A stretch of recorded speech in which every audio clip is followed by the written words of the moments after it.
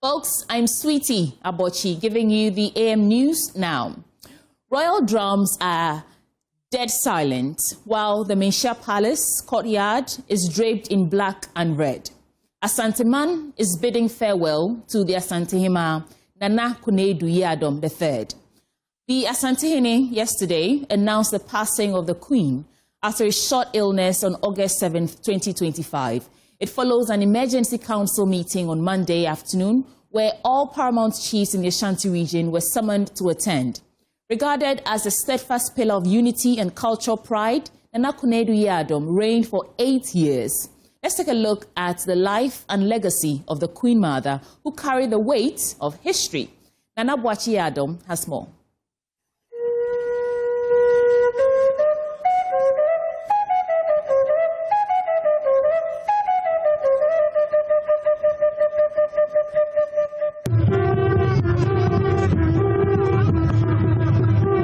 Nana Konadu Yiadom III was not only a maternal figure, but also a guardian of tradition who stood as a pillar of unity, whose influence was felt beyond the Menhia Palace. Born in 1927 as Nana Ama Konadu, she succeeded her mother, Nana Efiakobisia Wampem II, in 2017 as the 14th Asantehima.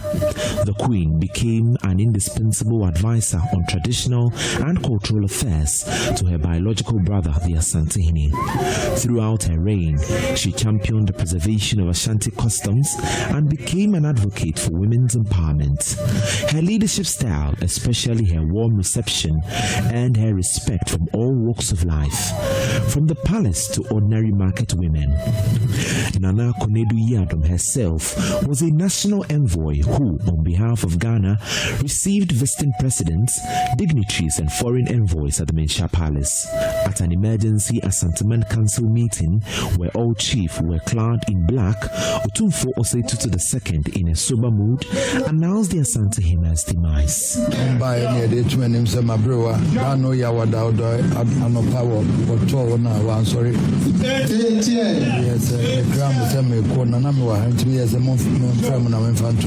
I was told of the demise of my old lady when I planned on traveling. She died on Thursday. We have to make arrangements and inform Nananom.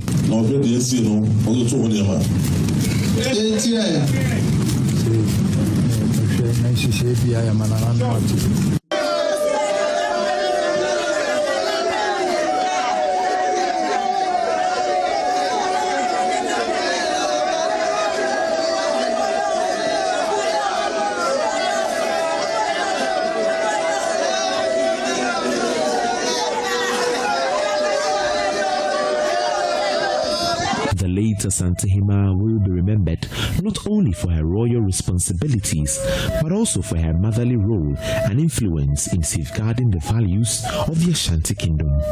Though her passing marks the end of an era, her legacies will continue to shape the cultural and moral fabrics of the Ashanti Kingdom and generations. Nananom say, Wahima Dwe Niamani Hunu. For Joy News, my name is Nana Boachi Yiadom. Kumasi. Now from Kumasi, let me take you to Parliament because the Speaker of Parliament, Alban Bagbin, has waded into the controversies surrounding the pronouncements of prophecies by some clergymen into the country, and he's urging the public not to be dismissive about spiritual prophecies. The Speaker, who's been out of the country, since the incident happened, revealed that he's received prophecies himself, some of them frightening, but he doesn't dismiss them. He warned that we often wait until disaster strikes before we reflect. The following report has more. Parliament Alban Bagbin has weighed in on the ongoing national discourse concerning the role of spiritual prophecies in Ghana, especially following recent tragic events that have rocked the nation.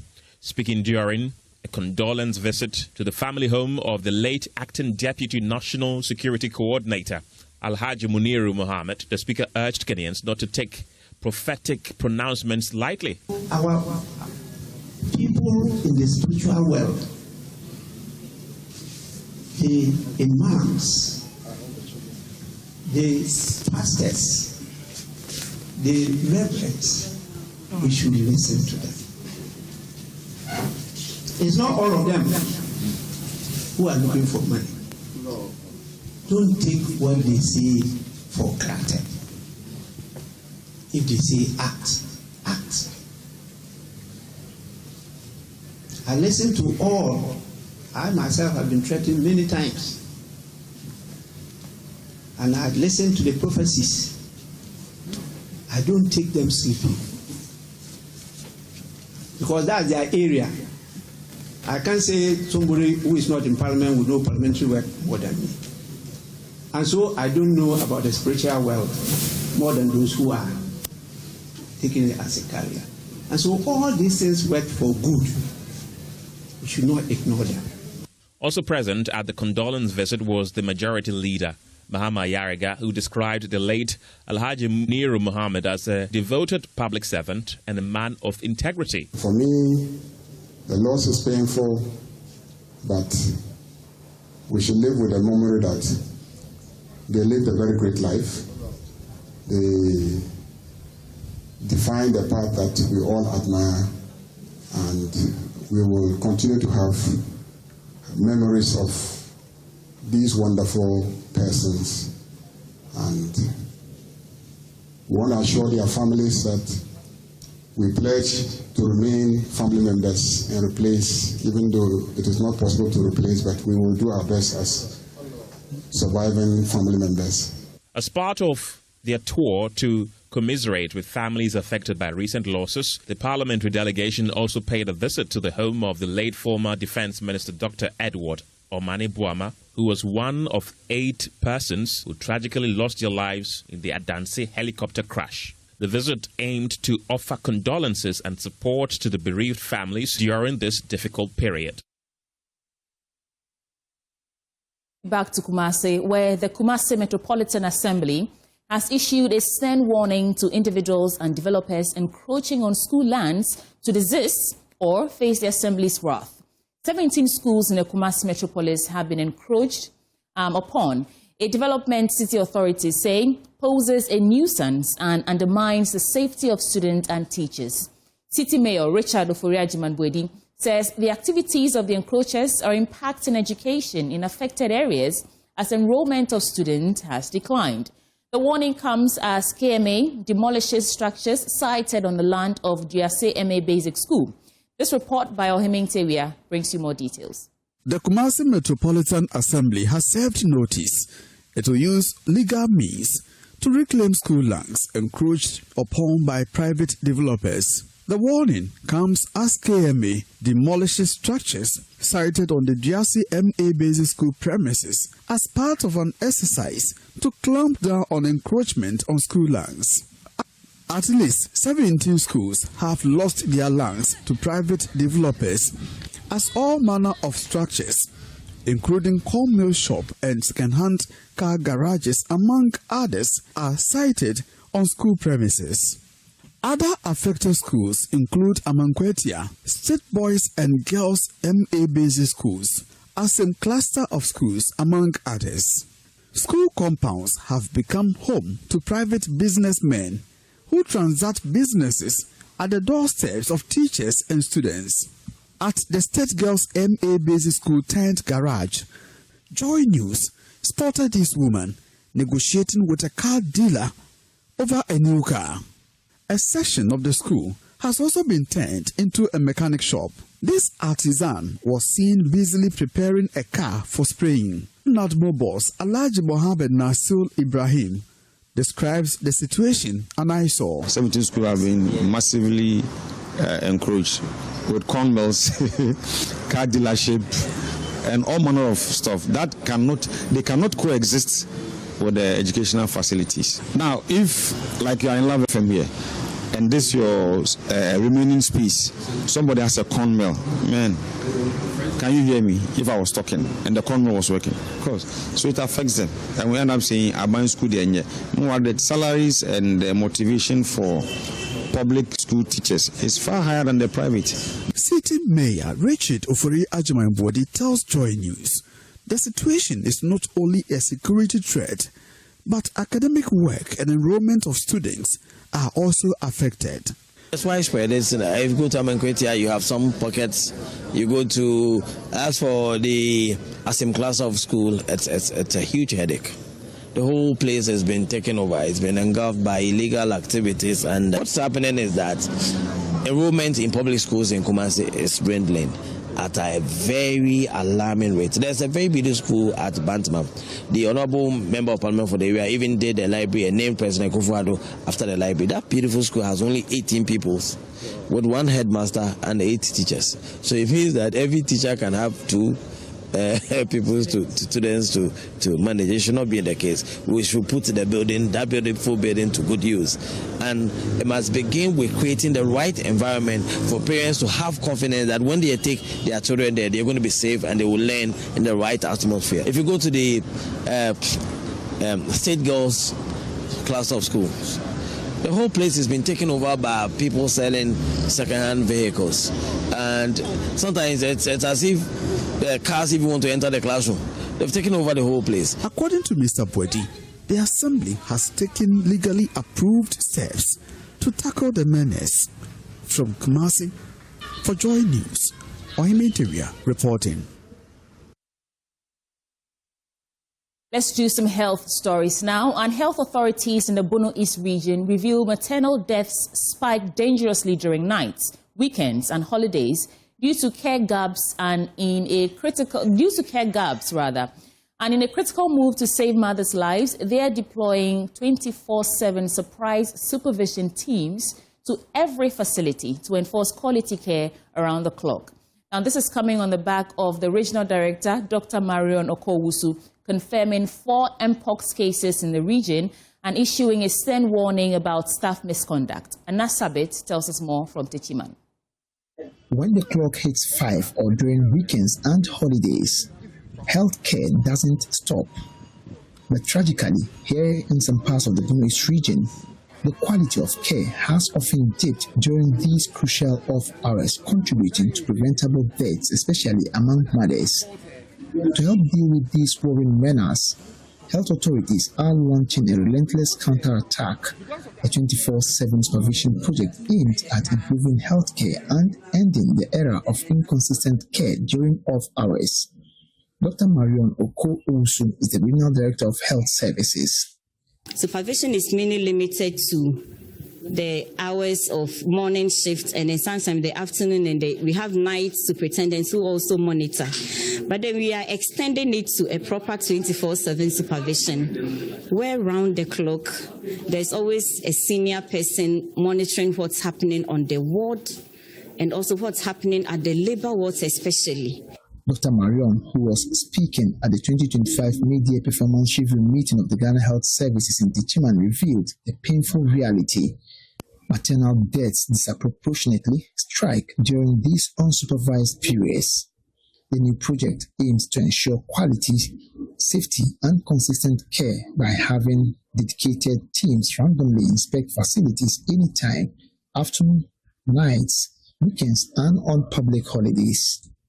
From our maternal health data review, we can see that most of the women who died in the region, over half, 50% of the women, they died at hours where we would call the off hours, the weekend shift, sometimes the night. You go home and come back early in the morning to hear that bad cases have happened. And that is because supervision needs to be strengthened in the facilities. And today we have launched the 24/7 supervision. In other stories, Saltpond is getting a fresh cultural heartbeat with a new festival promising unity, tourism, and youth empowerment. The founder and president of the Infantiman Saltpond Development Alliance, Ernest de Graft Ejiri, has shared that the Alliance's inaugural Saltpond Fest 2025 will foster community growth through cultural celebration and youth employment or empowerment. Now, at a press conference marking the launch of the festival, he urged a reassessment of the future, not merely as a passing event, but as a shared responsibility, highlighting the festival's potential to boost tourism and stimulate the local economy. Abigail Isel in Nkrumah has more in this report. The press conference and inauguration of Saltpond Fest 2025 and Infantsiman Saltpond Development Alliance MSDA was on the theme United in Heritage, Driven by Progress. The alliance, while advocating for jobs for the youth, is on a mission to empower the people of Infantsiman and Saltpond through cultural celebrations, civic unity, and sustainable development. We inherit a rich legacy, but history alone will not feed our children, employ our youths, or solve our challenges. We must take the next step from heritage to progress. Our mission is very clear: to empower the people of Infantsiman and Saltpond through cultural celebrations, civic unity, and sustainable development, building a future grounded in identity, led by community, and inspired by progress. It is in this spirit that today we announce the first ever Saltpond Homecoming Festival, dubbed Saltpond Fest, to be held on Saturday, 30th August 2025, under the theme, Reuniting Our Roots, Reimagining the Future. He also indicated that the festival's purpose is to develop the community and promote unity, extending beyond music and dance. Saltpond Fest will be more than music and dance. It will reconnect our people at home and in the diaspora, promote tourism, showcase our local businesses, youth talents, and each year leave behind a tangible legacy. Samuel Kojo Brace is up next with Business Update. Well, let's do Business Update. And to our first story, the Republic Bank and Bank of Africa have emerged as the best financial institutions for individuals seeking the lowest interest rate on short to long-term loans ending June this year. This was contained in the latest annualized percentage rate data released by the Bank of Ghana. There is more in the following report. The data showed that for individuals seeking a facility over a year, the Bank of Africa emerged as the best place to turn.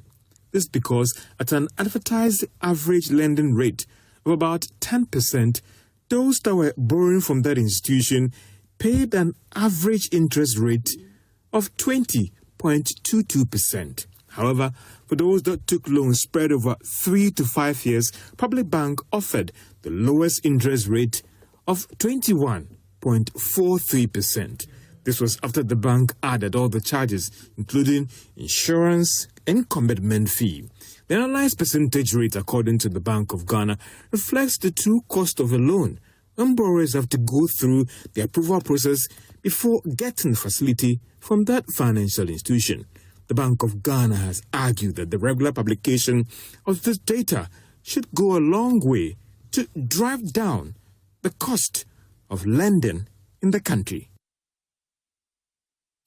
UK alumni ambassador for West and Central Africa, Cherubim Maoli Amenyodo, is calling for Ghana and the UK to expand cooperation in tourism and education. Such initiatives will boost economic growth and strengthen cultural ties. Mr. Amenyodo spoke to Joy Business at the Alumni UK Connect event here in Accra. I think deepening the relationship between Ghana and the UK culturally, there's been a lot of events or activities or projects by the British Council and the British High Commissions and other British-related trade and culture-related organizations over the years. But I think in the space of education, I would encourage more visits. I would encourage more partner visits with schools. I would also encourage more even mentorship between Ghanaian schools and also the UK counterparts and vice versa. I would encourage more visits because there's almost no substitute for visitation. It gives you this physical immersion that sometimes may not be virtually possible. So I think partner school visits will be a key thing I think will help promote partnership between the UK and Ghana in terms of education.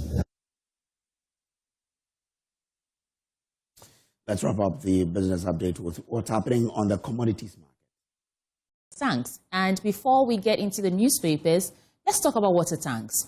You know the secret to real water storage? It's simple. If your tank doesn't have the tortoise on it, then it's not the correct tank. That's right. The tortoise tank, Syntex tank, is a champion of water tanks. It is strong and durable and built to handle our Ghanaian weather. So whether rain or shine, Syntex tank has got your back. So my people, go outside and check your tank. And if it doesn't have the tortoise on it, it's time to drop that tank. Join the Syntex tank family today and enjoy water storage that's tough like a tortoise. Call 0244 335 168 to either buy one now or find one of our 400 agents nationwide. You can also shop online at www.syntexgh.com. Syntex tank, a strong, a tough. Our guest joining us for the news review this morning, we have Mohammed Battaglia. He is the Member of Parliament for Sisala East, and Kofi Kapito is the CEO, Consumer Protection Agency, and he will join us later. But for now, we have the legislator for Sisala East, Mr. Battaglia. Good morning and welcome to the show. Good morning, sweetie. How are you doing? I'm okay, thank you. Good morning to my brother Kojo, my brothers who are making this possible. I think, is it the first time we're meeting since that tragic incident happened on Wednesday last week? Yeah, because funny enough, you know, I was here on Tuesday. Yes, the day before. From here, I moved straight to Alaji Lumuna's office. Ah. Oh, really? Straight from here, I had some trouble. His office, then that of Minister of Agric. So I went to his office.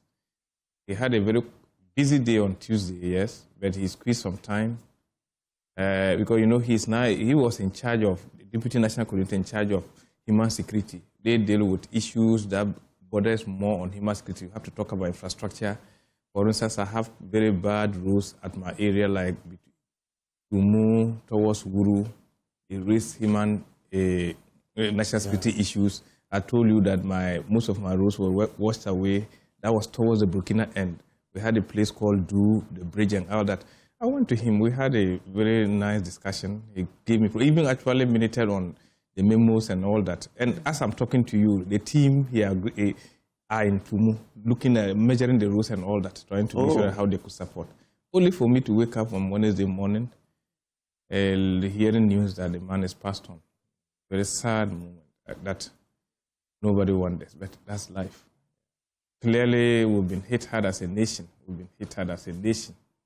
And sometimes, not sounding superstitious, but you are pushed to drift towards the angle of, they talk about confirmation biases, where you begin to find out, is it just perfect coincidence? Or it is something else? Because if you look at most things that happen, that would draw the nation into sorrow, normally would be on a Wednesday. Oh. The one only win on Wednesday. Pick it from the... Was President Masso's on Wednesday? No, that was on Tuesday. That was 24th, on Tuesday. But you could see that was out of one, like somebody was not well and died. That's fine. But anything that will bring about tragedy, talk about the May 9th tragedy. Okay. At the Accra Sports Stadium. Was it on Wednesday? That was on Wednesday. Talk about the It wasn't on weekend? It was on weekend. It was on Wednesday. Okay. Check it. Go and check out June 3rd. That was on Wednesday. You have actually thought this through. Look at it. That was on Wednesday. That was on Wednesday. This thing happened on Wednesday. What does it mean to you? Even the cargo plane that ran the runway and killed the 12 people, that was on Wednesday. So sometimes you begin to look at it. Why? That's why I started by saying I don't want to sound superstitious. Yeah. But it is building, pushing, triggering something that we call confirmation bias, that you begin to know, why is it that? There was a sad incident. I lost my granddaughter, and that happens to be the wife of my communication officer, Peter Babawi. That incident took the lives of over 10 people. That was between Kumasi and Uwa. That happened, the accident happened on Wednesday, killed people. She struggled, she fought the accident, but unfortunately she died the following day, exactly a week. That's on Wednesday again. So Wednesday has become a pattern. I can give you Pretoria, even at our area, what has been happening on Wednesday. So we should begin. That's where I think that the spirituality should begin to look at it, whether we shouldn't be having major programs on Wednesdays or something. I guess that's a conversation. Yeah, we should begin to look at it from that way. Maybe what's his name? The envoy for interfaith and ecumenical. Can look at this. I am not. I'm by this not saying that things don't happen on other days. But if you look at the pattern, you are really taking your time to draw down this, because really, I'm not sure a lot of people have affected their That's what I have looked at. May 9th was Wednesday. June 3rd was Wednesday. Yes. This is August what? August 5th. August 5th was Wednesday. Yeah. And he has brought in the goddaughter who died through an accident. And even the cargo plane that ran to over there. That was on Wednesday. I initially even thought the Kintampo waterfall issue, but that happened on Sunday. So that's like an outliner. So, but if you pick 5 big incidences, 4 of that happened on Wednesday. You know, the Speaker of Parliament has been saying that we shouldn't dismiss the spiritual parts of these things. I know, I mean, we all agree to some extent that life is both physical and spiritual. That's the physical realm is a manifestation of what's happening. But he's saying that we should not dismiss these things. And it's coming on the back of Elvis Efiyankress call that prophets should bring such prophecies that involve government officials. And, you know, the arguments pouring in is like, we keep saying that we are too prayerful and too religious, and instead of, you know, going out to work and make money and turn our fortunes around, we want to pray and ask God to, you know, rain manna on us, you know. And, you know, the speaker, this is not the first time the speaker is saying something like this. At the beginning of the year, he said something about exorcism, you know, in the chamber. I don't know if you guys remember. He said we should exorcise something in the chamber when we're seeing the back and forth. Are we at the point where we can actually have this conversation, that there's actually a spiritual bit in terms of the fortunes of this country and how we can start to turn that around? To most people, it sounds like it's just a thing that we cannot lock in yet as a nation. You know, let's focus on what we can actually deal with, what we can see, what we can handle, the tangibles, rather than say that there's some spiritual. Yesterday, again, Kabila, James Kwabena Bonfe Jr. was saying that if we are walking right, I'm paraphrasing, the face of the Lord and doing things according to his will and purposes for us, then we will not be experiencing tragedies like this. Is it not becoming a bit much, like the spiritual aspects or explanations we're giving to these incidents? Well, you know, this everybody, I keep repeating this term, that there's always a background to something. All of us sitting here, no doubt, we all believe in one thing or the other. It is how you carry it that matters. Issues, people prophesize and listen. I do not want to go against it, but it is how we carry it. When prophecies become a threat to people's life, people can take advantage. At one point, you don't even know what to believe in. So our spirituality shouldn't be talking about us fearing death. Our spirituality should be talking about how good we are, our heart. I will say, I don't even want to engage in religious debates and all that. I've never wanted to do. But the point is that we should focus more on what the heart tells us. Do right.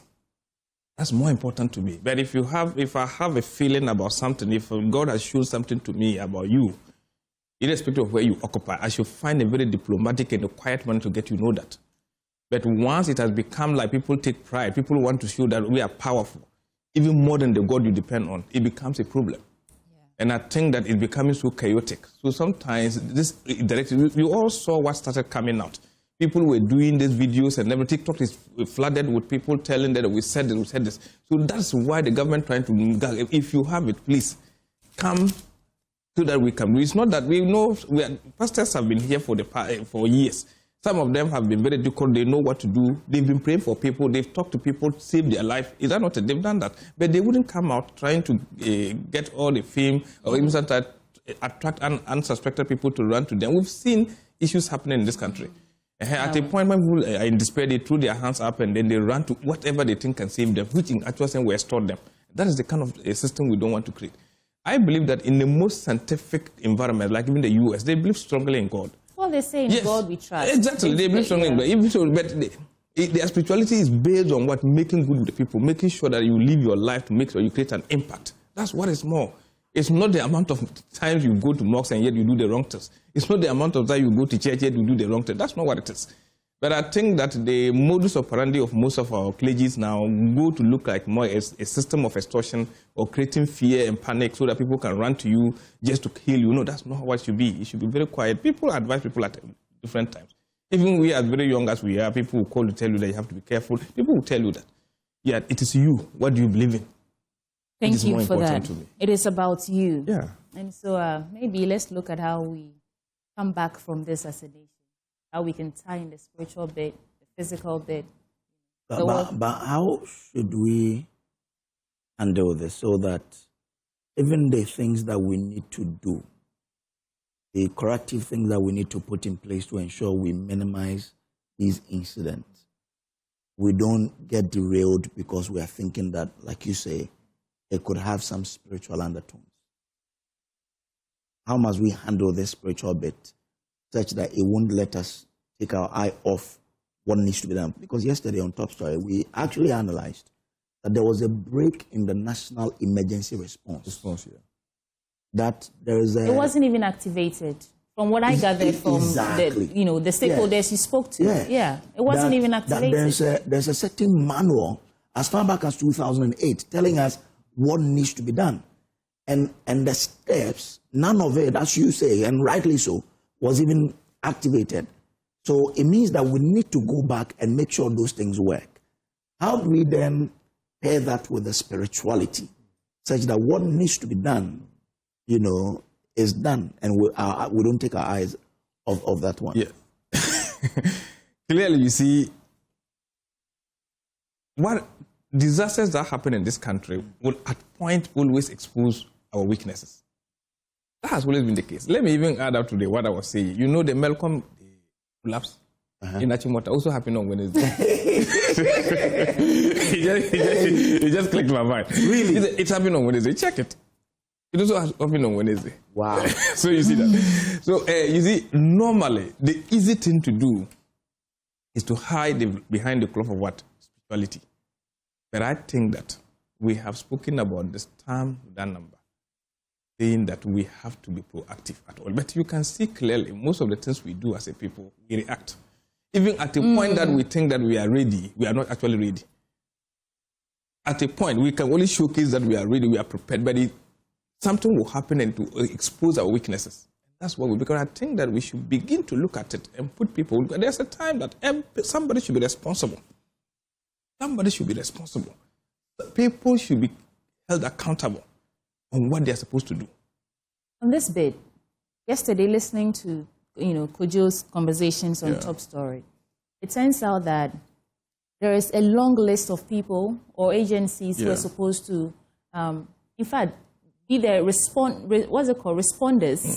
to this first responders to this incident. I heard there's Forestry Commission to help, to get to these difficult terrains because of where the crash happened.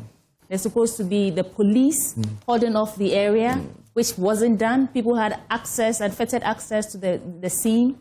There's supposed to be the military to help, provide certain services. We haven't done all that. And like you rightly said, some of these incidents happen and they expose us. They expose the gaps in the way we do things. So, not to lay blame on any particular agency, but how do we begin to ensure that when these things happen, we can in fact activate whatever emergency response or protocol that exists? How do we ensure, how do we require these agencies to do the right thing? I've said it before. That's what I was just saying. Whatever that happens just speaks volumes. Yeah, but what do we can't just accept that this is what we do and this is how we are. And so until we accept that. Sweetie, let me ask you. Here in Ghana, if you are going through the airport and they want to go through some rigorous checks about you, sometimes you get offended. You think that they are overdoing it. But the moment you step off the shores of this country and you move to the next country, without even asking you, you comply. Because somebody will be responsible. Somebody will be responsible. And that's what I'm saying. I think that we try as much as possible, first to identify who we are. Then when we accept it, then we can move forward. But we pretend. Once you pretend and begin to be like somebody, in actual standard, you are not changing from who you are. You are only trying to carry the cloth of somebody. Then it becomes a challenge. That is why we see this things. At every point in time, we'll come back here and talk about it. At every time, we'll come back here and talk about it. Because we take a step forward, then we move our 10 steps backwards. And that has always been. And sometimes we think we are so comfortable, we are so secure until something happens. Look at what happened here in Adanse. We can clearly see even the way and manner things have been handled. You can see that all of us are helpless. We are all helpless. Until you find yourself in that situation, you wouldn't appreciate what is going on. And that's always been the challenge. Yes.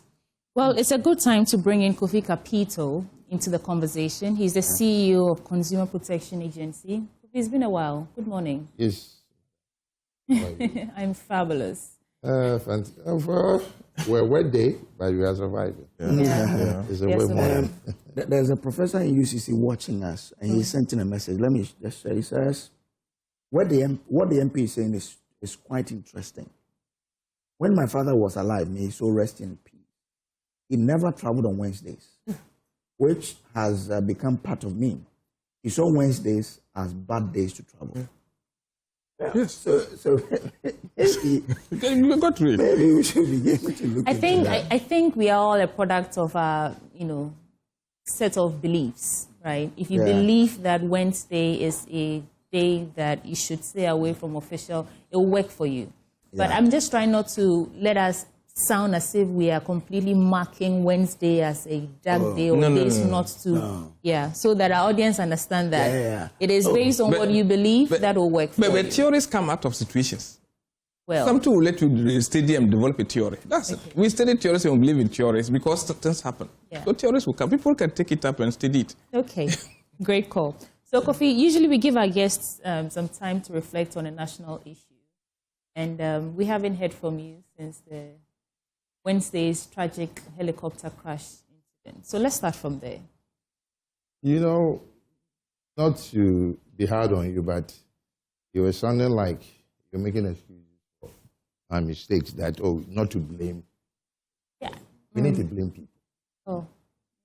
Yeah, we need to blame people. Canada said, no. People are paid to do a job. I've always asked, when I was very active on television, I should bring the police, the fire, the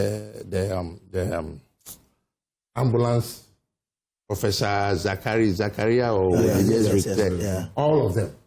And they talk like politicians. That annoys me. Even if you are trying to help them by bringing out their challenges, so that authorities will know they will be defended. And that annoys me about appointees and people who are given positions in Ghana. Call a spade, don't call it a digging fork. Okay, look. The first people that should have been on the scene was the police. Recording the place of. Yeah. Right? The first person who made contact to the outside world that, something has happened. That call should have gone to, there used to be an easy number for the emergency lines now. Now every emergency person has a different number. In other places, America is 911, United Kingdom is 411. Why are we making 1-800 something in Ghana? It doesn't make any sense because we put square pegs in round holes. People are appointed just for the sake that they were affiliated with the party. They shouted the most.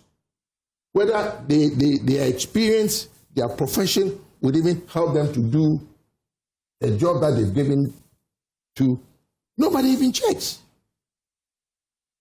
I've seen, not just now, before, I've seen appointees that I asked myself, do you really think?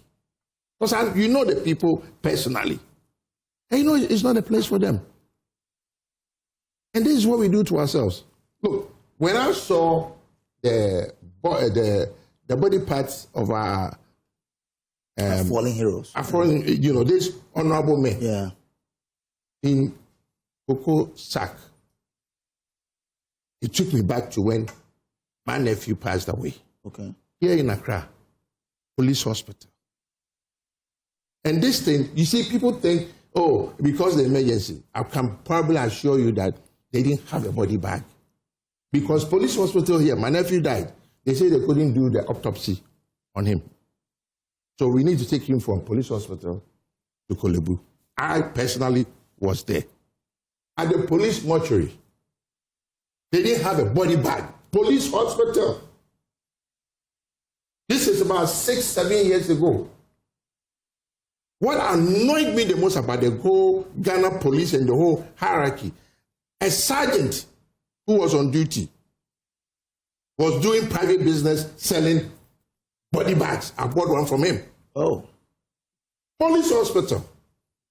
Then when you talk, some irresponsible Ghanaian, somebody who has given a position, not because he deserves it, because he belongs to a party, tells you what you are telling as a Ghanaian, that the man that you voted for promised to make your life better is failing, they get angry. So let's do a comparison between the reality and what is ideal. Which is the done, reality? Right. So the ideal thing was the police should have been the first on the scene. Mm-hmm. But looking at where they went, and even from the videos we saw, how difficult it was to even get to the, the crash site. We have policemen over there, and these people who went to the sites were trying to help. They thought that maybe they could help put out the fire or something. For all you know, is that something terrible has happened. You are close to the site. You want to go and see what you can do. So I think that it's an information gap. People do not know exactly what to do in situations like that. Human beings. Oh, you said we are sort of hold on. Not blaming people, and we should blame people. Yeah, we should blame people, but you shouldn't blame the innocent person who felt his brother was in need, and he felt the human instinct in him should make him go and assist. I'm talking about the professionals here. The police. I'm talking about the professionals here. Well, they are the first people. So let's make it a practical conversation. Did you see when the boy was carrying did you see when the boy was carrying the sack? The policeman had a gun following him. There was fire service. That is when they even got there. Okay. Yeah. So how they handled it when they got on the scene? Yeah, I'm just saying. And then now they are pleading that people who took parts of the helicopter should bring it back for evidence. I mean, how irresponsible. Look, you see, this is our country. We do things top down. We do look, not even talk about this.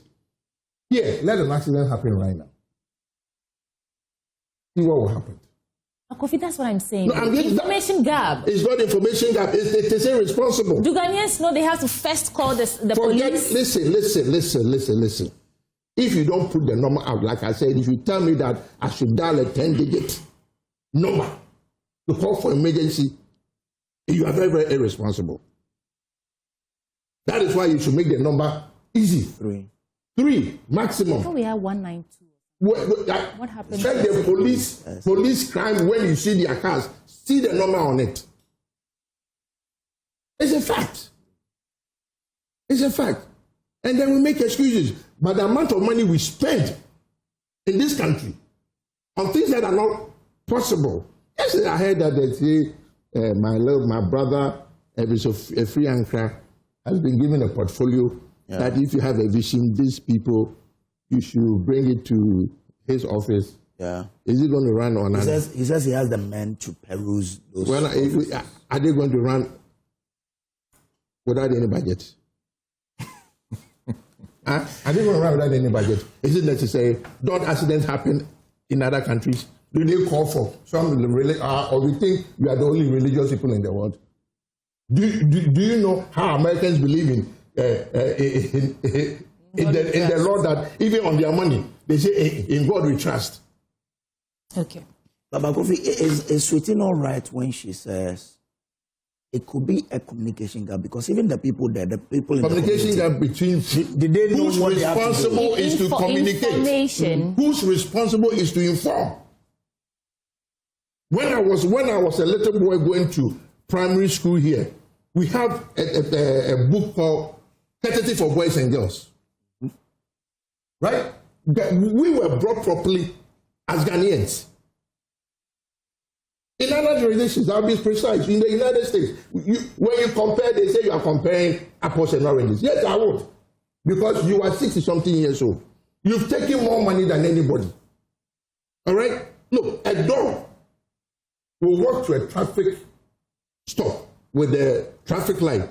The dog will sit. Red light. When it's green, the dog will get up and walk. A dog. How many schools have you seen that in the morning? You're comparing a developed country to a developing country. And I will tell you that Ghana was developed before this nonsense of Ghana happening. Because when I was a kid, okay, I used to look at the time when the bus is coming. Because the bus will show up on time. Right? 12 o'clock, the post office alarm will go off for people to know that it's 12. Even back in the day, we were so smart that we needed to inform the people that it's 12 noon. But that one you inherited it from the British No, system. I'm just telling you that even back then, we had those systems. Here on the ring road, you early in the morning, you see a sweeping truck, the one that does this. And then they will sweep. Now you see elderly women. 5 o'clock, 5 a.m. in the morning, they are with a broom. When you used to have a truck, 50 years ago, and you are telling me we are comparing apples and oranges? My mother, do you know the reason why taxi was called service in Ghana? They provided services. My mother will be getting ready and tell me, go and flag me a taxi. The taxi will come and wait for my mother. Ask Uber, wait for you now. You haven't seen anything. So when you tell you, say we are doing things that are wrong. Look, things has happened. Hold on, let me vent this morning. Things has happened in Ghana. I like people giving excuses for things that could have been better. As a little kid, Boys Brigade in Kumasi, we went for an excursion to Takrady Harbour. We went with a train from Kumasi to Takrady. Kumasi to Takrady. When my mother was bringing me to Accra at the age of 11, we came in a sleeper. Oh. Yeah. There was a train linking Kumasi and Accra. You see, that's what I'm telling you, that you people, you don't know Jack. So when we talk, you say we are doing things. Accra, no, I'm just saying no. Yeah. You see, Ghana, Christian, Huni Valley and all those places, the train will go there. Yeah. So to me, I expect by now, trains would have been every part of Ghana. Because the way we started at the age of 11, look at me now. I just want to give another angle for your venting, right? At what point do you think things really went bad? Because from what you're saying, we were on a path of development, or you say we were developed at that time. We were developing. Developing. So at what point in the history do you think that we got that tailspin? That's as landed as where we are right now. When the democracy process was truncated by military interventions. Okay. The military people could have done better, but they chose not to. Look, people talk about military intervention in Ghana. Everybody will tell you that the person who did the best was a champion. Why? Because he did common things for Ghanaians to see. The champion did Operation Feed Yourself. He changed us from Enifa without any blemish, not even one accident. Because, like you said, the information, the education was put in for a long time before it was initiated. Okay, 6 March, watch documentary, either by you people or any of those GBC or whatever, and look at Ghanaians. Even the way we dressed back in the day, when they put on even the clothes. Yeah. Look at it. And now you have girls who are showing their underwear. Boys who are showing, they wear 3 boxes. This is modernity. Modernity. Do you know what brought that? America, it was brought because people who went to jail were not given belts. So their pants were sagging. And then the rappers and the rappers took it. You see, we've lost it as a country. And until we admit that we did better and we can do better and give mediocre excuses. We have to get into the papers, but tell me, so where do we start to change the narrative? So first you diagnose the problem. It is leadership. It was good. It is leadership. It is leadership. Because if I had my way, believe me, I would arrest people in Ghana like I am chewing pork. Hey, yeah. No, seriously, because you see, common sense, because the person was not taught. Why have we allowed traders and hawkers to hijack the sidewalk that you should walk on? That you are pushed to walk on the road and the car will knock you. And you have a mayor, you have a regional minister, you have MCs all over the place. They fear losing. Yesterday, they don't. Really? Look, this man, Vanderpoy, his own party people, when he was doing the decongestion, tell you, when said, "We will power." Why you about to say, "Puha"? And I can mention the man's name. I was disappointed in him. Yeah, watching he was on radio talking. The same thing. And before they will call you, stop. Last one was the one who went into Henry Cote. Even the latest one, the one that they started not too long ago. Go and see what is happening. I grew up in Okanshi. When I came from Kumasi, I lived in Okanshi. Mr. Kapito. So you see, and then what annoys me is these people who are put in charge, like he said, will travel outside and say, "Hey, Bronia Yadio, hey, the white man, he's done well." The white man does well because he holds people accountable. Today, Donald Trump says that Washington, D.C. is a crime-infested city. So he's taking over. Yeah. He's brought military people into Washington, D.C. Then here somebody is misbehaving. You send the military, and the Ghanaians are saying that, there are special occasions that you need the military to come and clean house. Well, I understand your particular, or how important it is for us to continue, listening to your issues and how you think we have failed ourselves as a nation. We have to get into the picture. Can I ask you one question?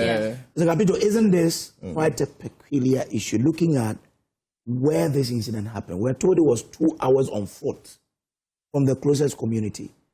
I mean, can't we isolate this to treat it differently? The Air India and all those places, the planes crashing on the that high mountain, what's it called? The one in India. That high mountain Kilimanjaro and everything. No, not Kilimanjaro is in Africa. Malayan something. Yes, something, yes. They still said search and rescue there.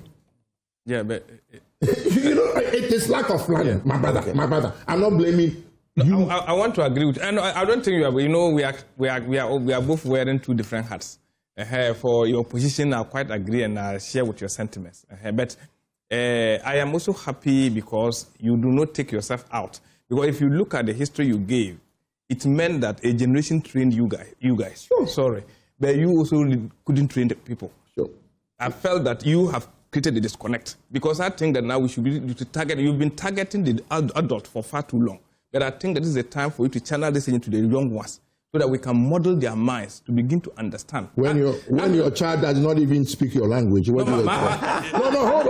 You see, when your child yes, does not even speak your language, okay? Because let me tell you what, my son, the mother. Let him finish his point, and then I'll come back to Let me finish the point. You see, language is very important. Which is identity. Last time we spoke about it here. But I'm just talking about who we are. And you asked the question about where the disconnect is. We are Ghanaians. Very good. But are we really Ghanaians? That's what you are saying. Because if I want to make that element common, I can say you and me are what, because you are wearing suit, I'm wearing jalabia. That's not who Ghanaians are. Jalabia is not even Ghana. That's what I'm talking about suit. I'm just telling you. Jalabia is not Ghana. I'm just saying that. Jalabia is not Ghana. Did you hear what I said? You say you are wearing jalabia. I'm just saying that you and me, if you listen to me, you will understand what I'm trying to say, Kofi. I'm saying that the two of us here do not actually represent Ghana.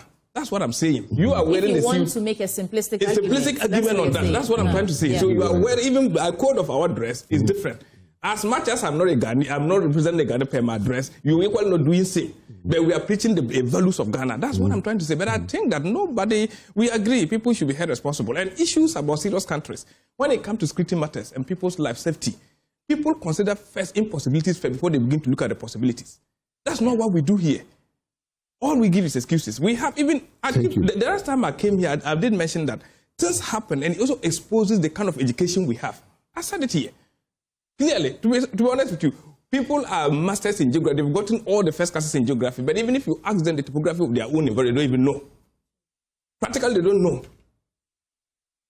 Let me repeat one thing again. We used to have a tutor at the training college, called Andrews Kamenga. He's a Danish man. He said his observation in Ghana when he came for the past 2 years, the 2 years he stayed, every morning he went to the primary school, basic schools, to observe children. They are made to place their arm on their chest and say, I promise on my honor. The pledge. The pledge. Yes. And he said that he saw the children saying that he's tempted to believe that the adults who are acting today against Ghana also said the same thing. So we say one thing and act differently. And that has been the challenge. And I think before Mr. Kapito came in, that was the issues I raised. And begin to listen that we should begin to pick issues as they are. But if the target is about the top people and we are getting it wrong, is it possible for all of us to sit down, pause and reflect and rechannel? For instance, if my child is not speaking, how will you be able to take up that kind of sentiments of inferior complex? Yesterday, the speaker said it, that I think the biennial 11th conference they had yesterday regarding Hansard in the African Commonwealth, he said that we cannot, most of the countries that develop based on their indigenous languages. We cannot be seeking to develop as a country when we cannot even speak our first languages. That's what he said. And I think Kapito is emphasizing on that. That's a very good point. But we all have a role to play. Today, like this, we came here, all of us are sad because something happened. But what if tomorrow something happened and become nice again? We forget about what happened and we move on as a people until we are struck again and we cannot breathe. Then we come back to the same point. But I have seen the consistency of Mr. Kapito. But what I'm trying to say is that, yes, it is time for us to target the right people looking into the future who also come and build a society that will reflect who we are. Until we set that basis, we will only be complaining. And also, let me make this point, yes. The issue is not just about the politician. The politician do not fall from manna. The politician, as a matter of fact, reflects the behavior of a Ghanaian in most cases, because they do not come from different places. No, they come from the same Ghana that they lead. And also the leadership, politicians are just a group of people, but the majority of Ghanaians who act behave worse than the politician. And he spoke about competence, that I agree. If some people that, if you read their CVs, you think that they are best to lead this country. But in actual sense, CVs and what you attain sometimes varies with what you do in practice. So that's what we should begin to know. Okay. And we understand that. But I trust that this is a time for us once again to call ourselves and to be able to prick up and tell us that we need to do something right to save us. This is even in the bush. Okay. Things happen in Accra here, in the capital city, yet we are helpless.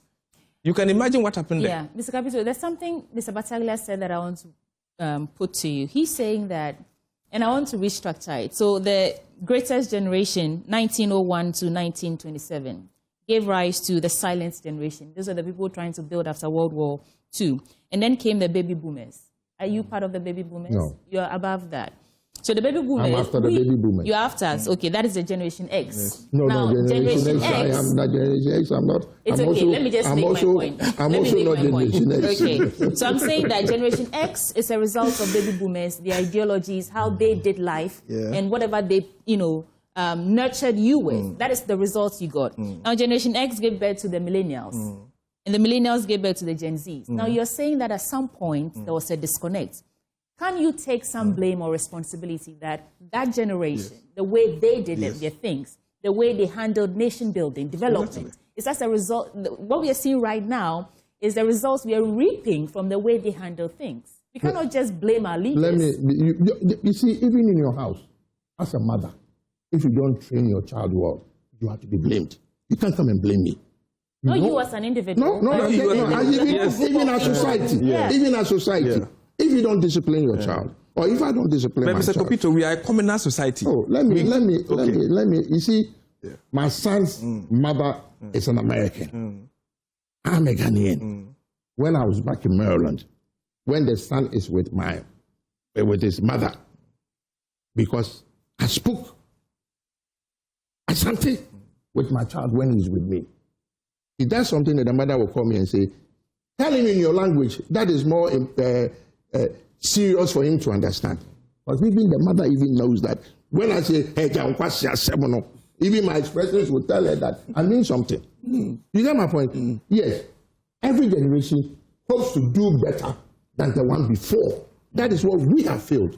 Generation X, what are they doing? You are the ones doing all this internet and... No, that's Gen Z. Gen Z, yes. Generation X came before millennials. Gen Z. Gen Z are the ones who are doing all this app and blah, blah, blah. Yeah. Me, if you give me your phone, it will be difficult for me to do certain things that you can do it on it.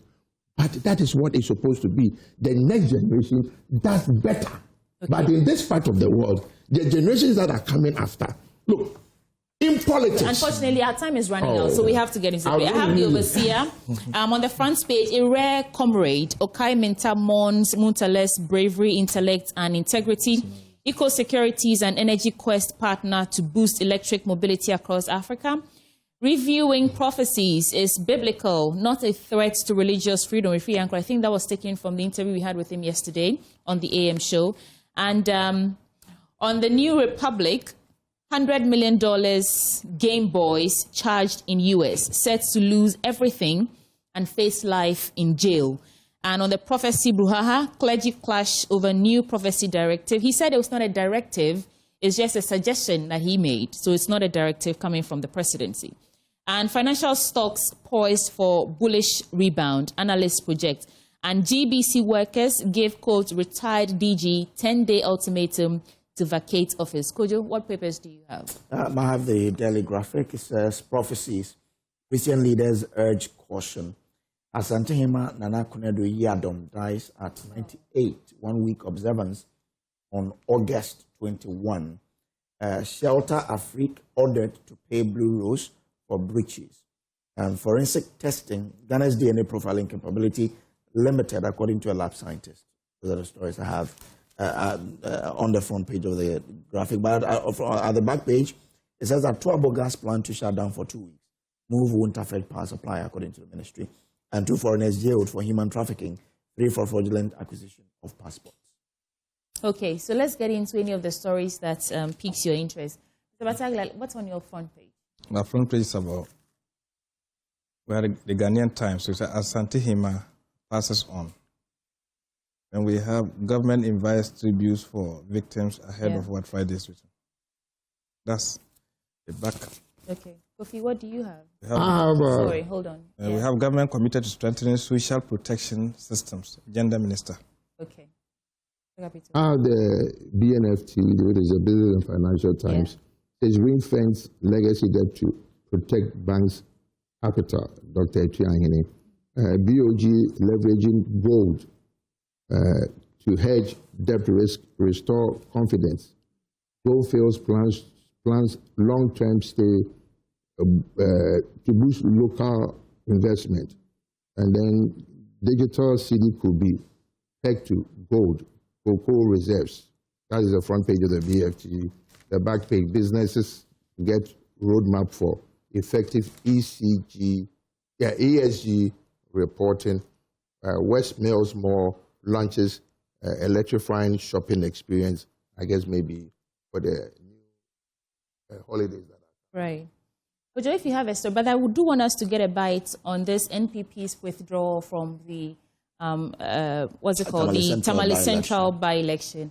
And I'm wondering, is the NDC going to follow that same cue and leave the Akwetia by-election for the NPP? Is that a conversation you've even had? Yes. No, but you see, as much as we all know the times in which we are, politicians will always make decisions that will inure to their benefit. Even though it might sound naturalistic, but they also did some analysis. NDC, as a party, will come out with a decision. And clearly, as it stands now, we've gotten our parliamentary candidate to contest, as indicated by Electoral Commission on the 2nd of September. as to what will happen, that will not be dependent on the actions taken by MPP. MPP have analyzed the situation. If you go right from 92 up to now, I don't think that they've been able to win that seat. And even the last election, Muntala Mohammed, may his soul rest in perfect peace, won by 75%. And if you go to Akutia, the story is not the same. So you despise their, or you? Yeah, it's not the same. So you're not giving it to the reasons they gave that. I mean, to honor the memory of the man. They feel that I say politicians will analyze situations and take a decision and try to cajole, but that's not what I'm. But I'm just telling you that if you go to Akutia, NDC held the seat for 4 times as against 4 for MPP. That's what it is. And even not deciding to contest as a party, it's not a novelty. It has started a long time ago. Just so NDC didn't go, there are many other places NDC didn't contest because of one reason or the other. So for that particular, we are all grieving. The nation is mourning. But as the subtle political decisions, we also understand them and we play according to that. Where you will come out and you are suggesting that you should go same, it means that you are doing more of a bargain than really actually consoling the situation. That's what it is. And I don't think that Ghanaians should be cajoled to that point. No, we think that allow NDC, whenever we decide to contest, we will contest. But what is important is that go into an election that will not, I don't see even why this should even be because. So you hold for us. I'll come back then you can. Okay. Let's bring in Henry Nanabuachi, who is the national of the NDC. Yeah. Henry, grateful to you for joining us here. I mean, if you listen to the analysis that has come on the back of your pronouncement, people say, you know that obviously that is not your stronghold. So you are just avoiding a defeat that you would have gotten anyway if you participated. Good morning. I think those who are advancing such a narrative should also be mindful of the fact that, and I'm going to give you 3 scenarios or 3 examples. Number 1 is Abuakwa North. We lost our Member of Parliament, sadly, Honorable J.B. Dankwa. And that seat, the NDC has never come close to that seat. They've never won it before. Yet, at the point when there was going to be a by-elections there, they exempted themselves from that by-election. The reasons they gave was because the nation was mourning and the circumstances surrounding the death of Honorable J.B. Dankwa clearly will not sit with their conscience. So they did not contest. Now, if you go to Kumewu, Honorable Baswa died. The NDC has never won the Kumewu seat before, yet they fielded a candidate. Then let's travel to Ajuso. Ajuso too is the stronghold of the New Patriotic Party. We lost our former MP, Honorable John Kuma, and the NDC took a similar position as in the Abuakwa North by-election. They exempted themselves from that, citing national cohesion and then all of that. So they did not partake in that election as well. So I think those who are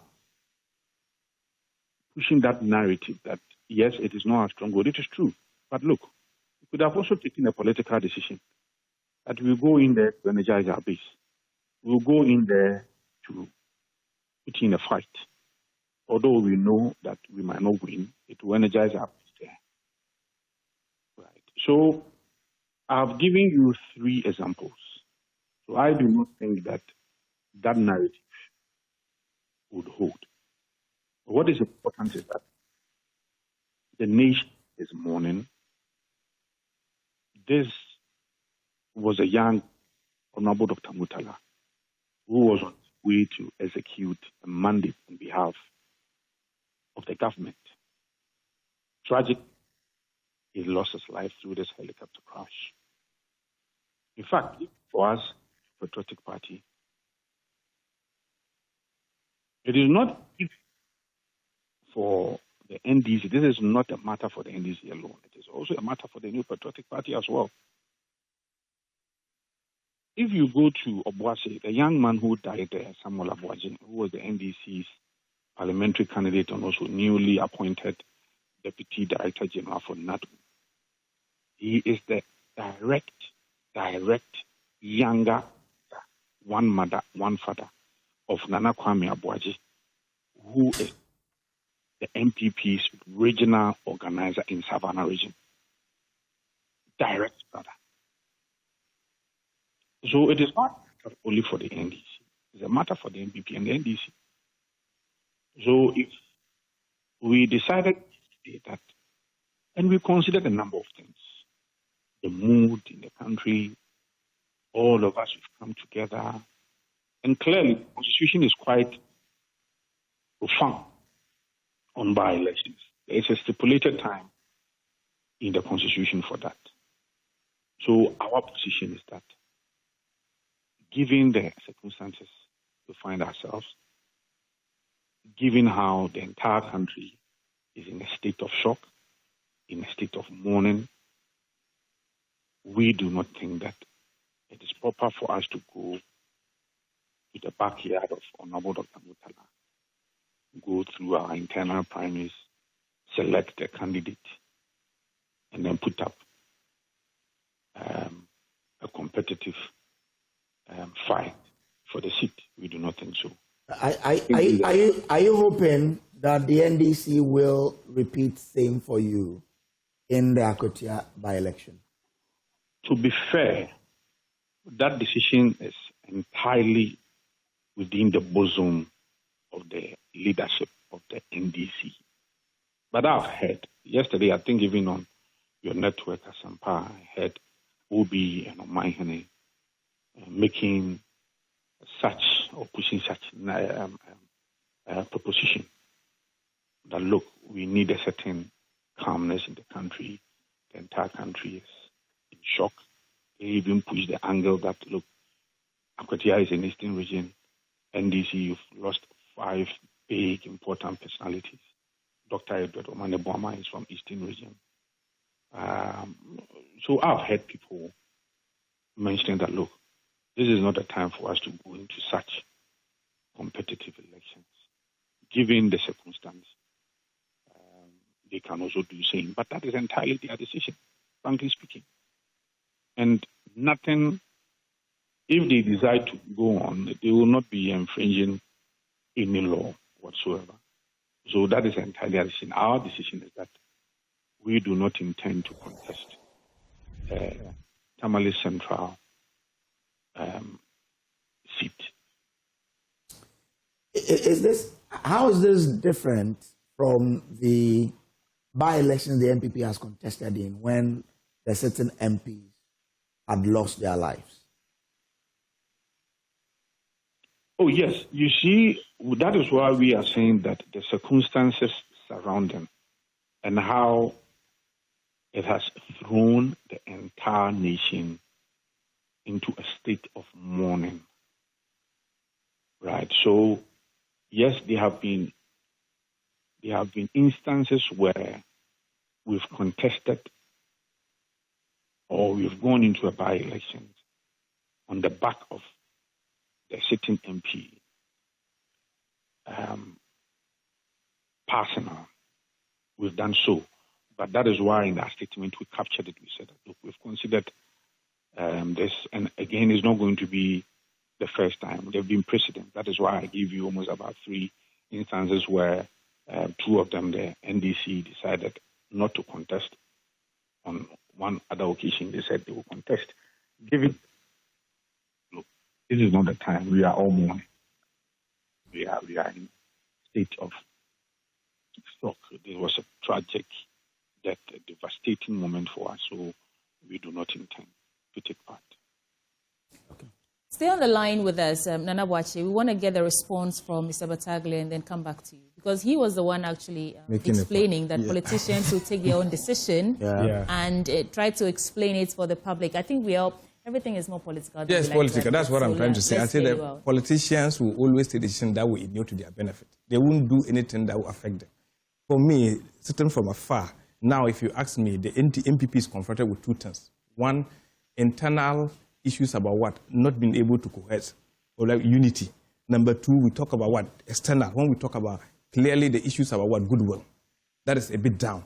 So for instance, whatever actions they will take, we want to portray that, yes, let's be able to get the goodwill of Ghanaian. That is fine. But if it was goodwill, would they contest the Akwetia election? Or if indeed you are saying that they have lost goodwill? No, but they are coming from the background. That's what they're actually doing. That's what they actually do. Because, for instance, he made mention of Kumewu, where NDC knew that they were going to lose. But prior to Kumewu, there was also a conversation going on that NDC couldn't even collect their own resource as a 2020 elections. And that was hitting NDC too hard. Most of NDC were going. So NDC used Kumewu to test their resilience into going to what? Asin North. And Asin North, you saw what happened. So Kumewu, with the marginal increment in Kumewu resource from NDC, gave the indication that, yes, this party is ready for power. You get it? So the same way, they've looked at issues. They've looked at they've done it. This is Henry knows very well that they've sat down, they've done it, they've looked at, okay, fine, go in there, we can go and contest, but we will gain more. People will see that, yes, we are acting more humanly, we are looking at, we're taking when we don't even go to contest. Is that to your advantage or disadvantage? No, I don't think it's to our disadvantage in any way. The point I'm making is that, sweetie, we should get to a point where that elections shouldn't be that violent. That should be the ultimate aim. It doesn't matter whether somebody passes on or not. At every election, whether living or dead, people should be able to go there, cast their vote, and come back home without any disunity in this country. But do you consider this decision as some show of goodwill or faith from your position? I think I started from that note by saying that it gives a clear... The fact that they didn't even go to have a primaries at Akwetia gave an indication of how they are prepared for the election, because it's all about party cohesion, party unity, and all that. Now they are going to, okay, fine, we've looked at the indices. Right from 92, there's no chance for us. Instead of going there to create another noise and another, why don't we set back? Maybe we will see. And I think that we thank them for that. But it doesn't also mean that it should be a bargain with NDC. But like I also say this, believing that I am not the ultimate decider of NDC decisions. The party is there, led by our leaders. They will come out what they want to do. But already, I think as it stands now, if I have the belief that we'll be going to contest that election until the party says otherwise. But we thank them for the decision being taken. We thank them for the honor given to our heroes who have lost their life in the course of duty. And it's painful. But I think that all of us who are living, this should be an example.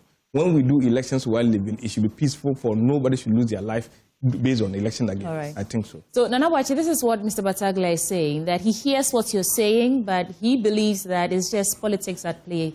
And you've done your own assessments, and you know that it's to your disadvantage if you actually contest the Tamale Central by-election.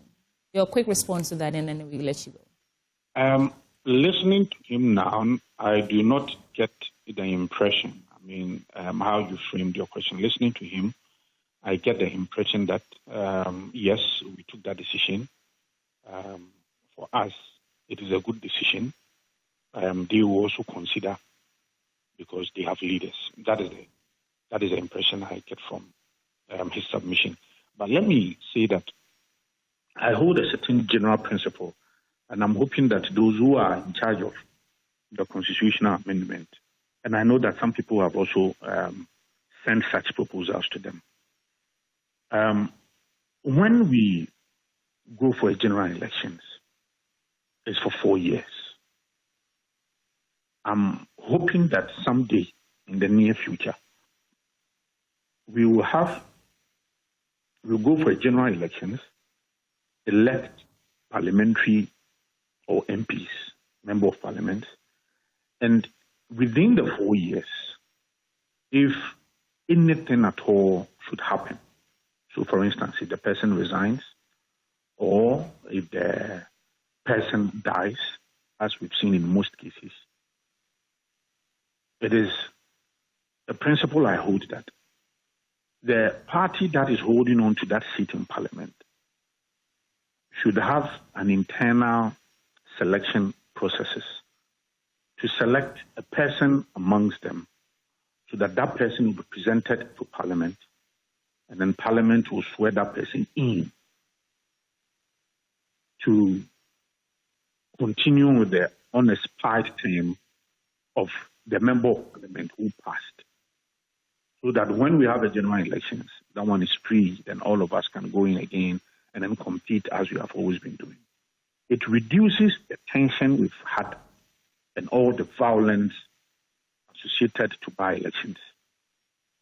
It again would give us some comfort with the public purse. Why? Because as we speak, the Electoral Commission is preparing to go to Akwatia. Clearly, there will be some logistical needs. There will be some administrative expenses. There will be some operational expenses. And that will go straight to the consolidated fund.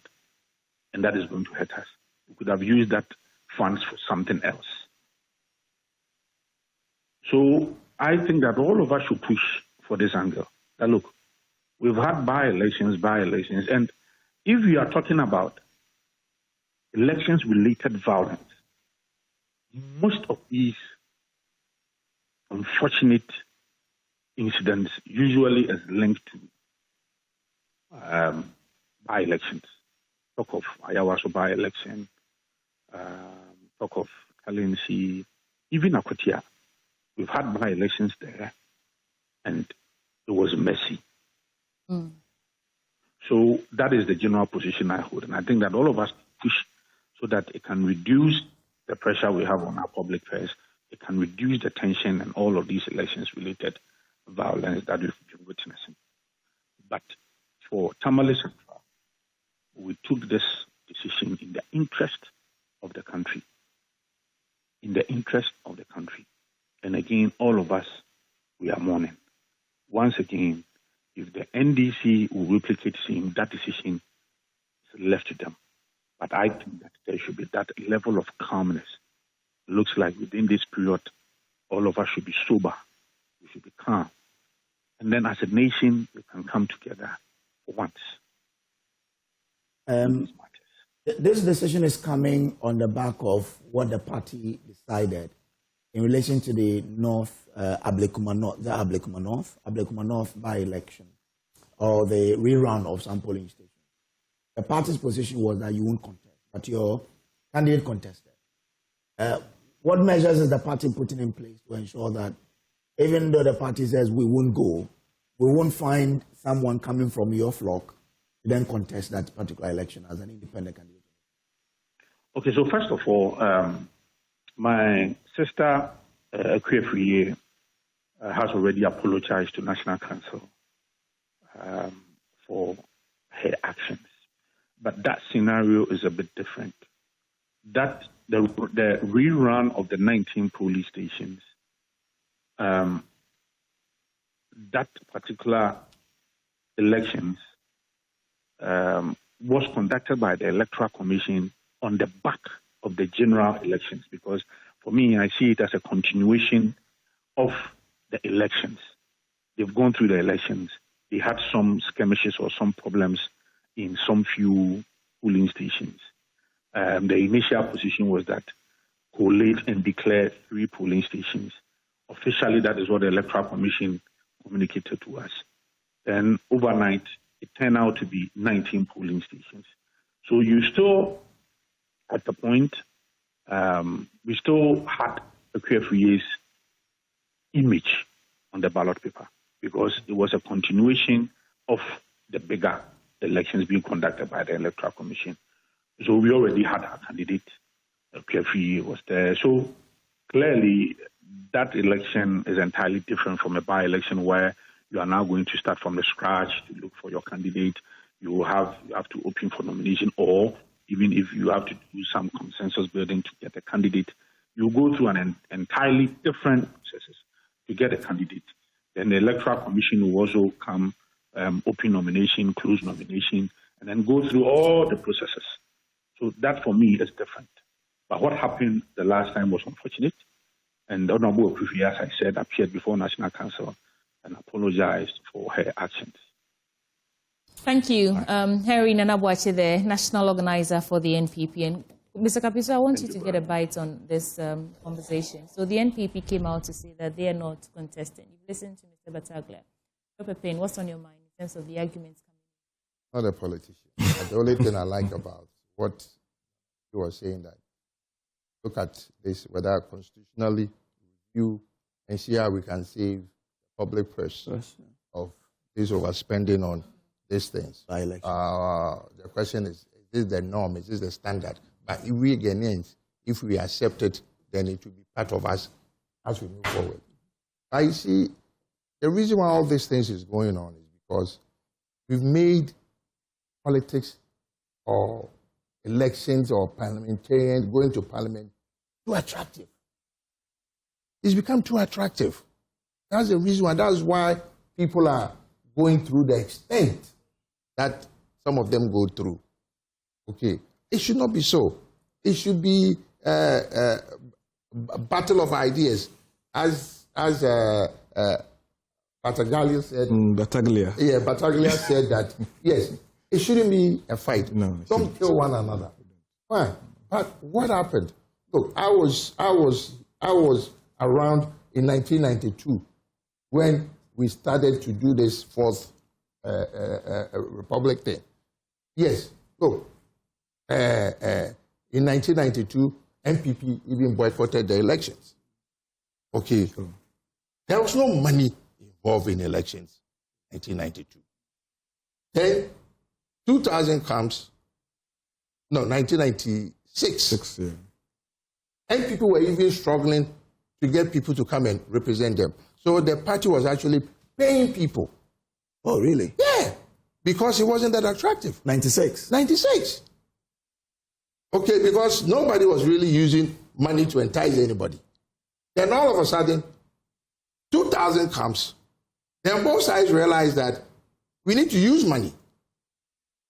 So the money thing started, whereby, there's nothing wrong in passing people, okay, so that they go and vote for you, making sure that they have their documentations and everything, okay. But to tell me that even within the parties, you go and kidnap the delegates so that your opponent will not have access to them. It is an illegality. And we've sat in this country and watched it going on every election time. So if this will solve some of these acrimonies, I'm for it. Let's go for it. But politics, I decided not to go into it because I was even told that I'll be given a discount on the bribe. Yeah. I was told that as for you, we like you. Don't worry, we won't charge you as you are charging the other people. We'll give you a discount. We have to spend more time with Mr. Kapito. I like the history that you're giving. Yeah, the history. But so when I go, can we let him wrap up? I think he's giving some. I thought he landed on that point. Please finish. So until we the Ghanaians who also want these people to come and lead us, this is where there's the difference once they get into power and they leave you here and you are crying. I've been involved in elections before. I was a campaign manager for Mr. Stephen Team for the chairmanship. Okay. The one you won or the one? The one before and the one after. I doubt you won. I was involved. Okay. But the issue is, why are we making delegates? We see on television, you people go and abide.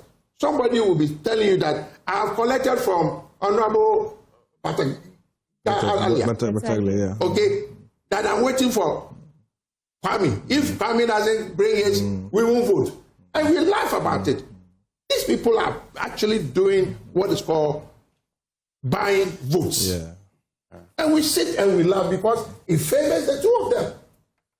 Okay, people, and then the people also come and cry. If you go to any constituency and you ask the delegates, have you seen Honorable? Oh, Honorable, Omahakra. Meanwhile, the Honorable left the constituency Monday morning to come back to Accra. Why are they saying it's Honorable Mao? Honorable didn't give the money.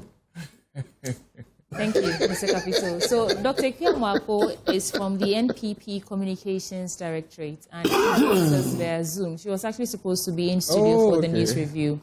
And, Doc, I know you've been following the conversation since we started.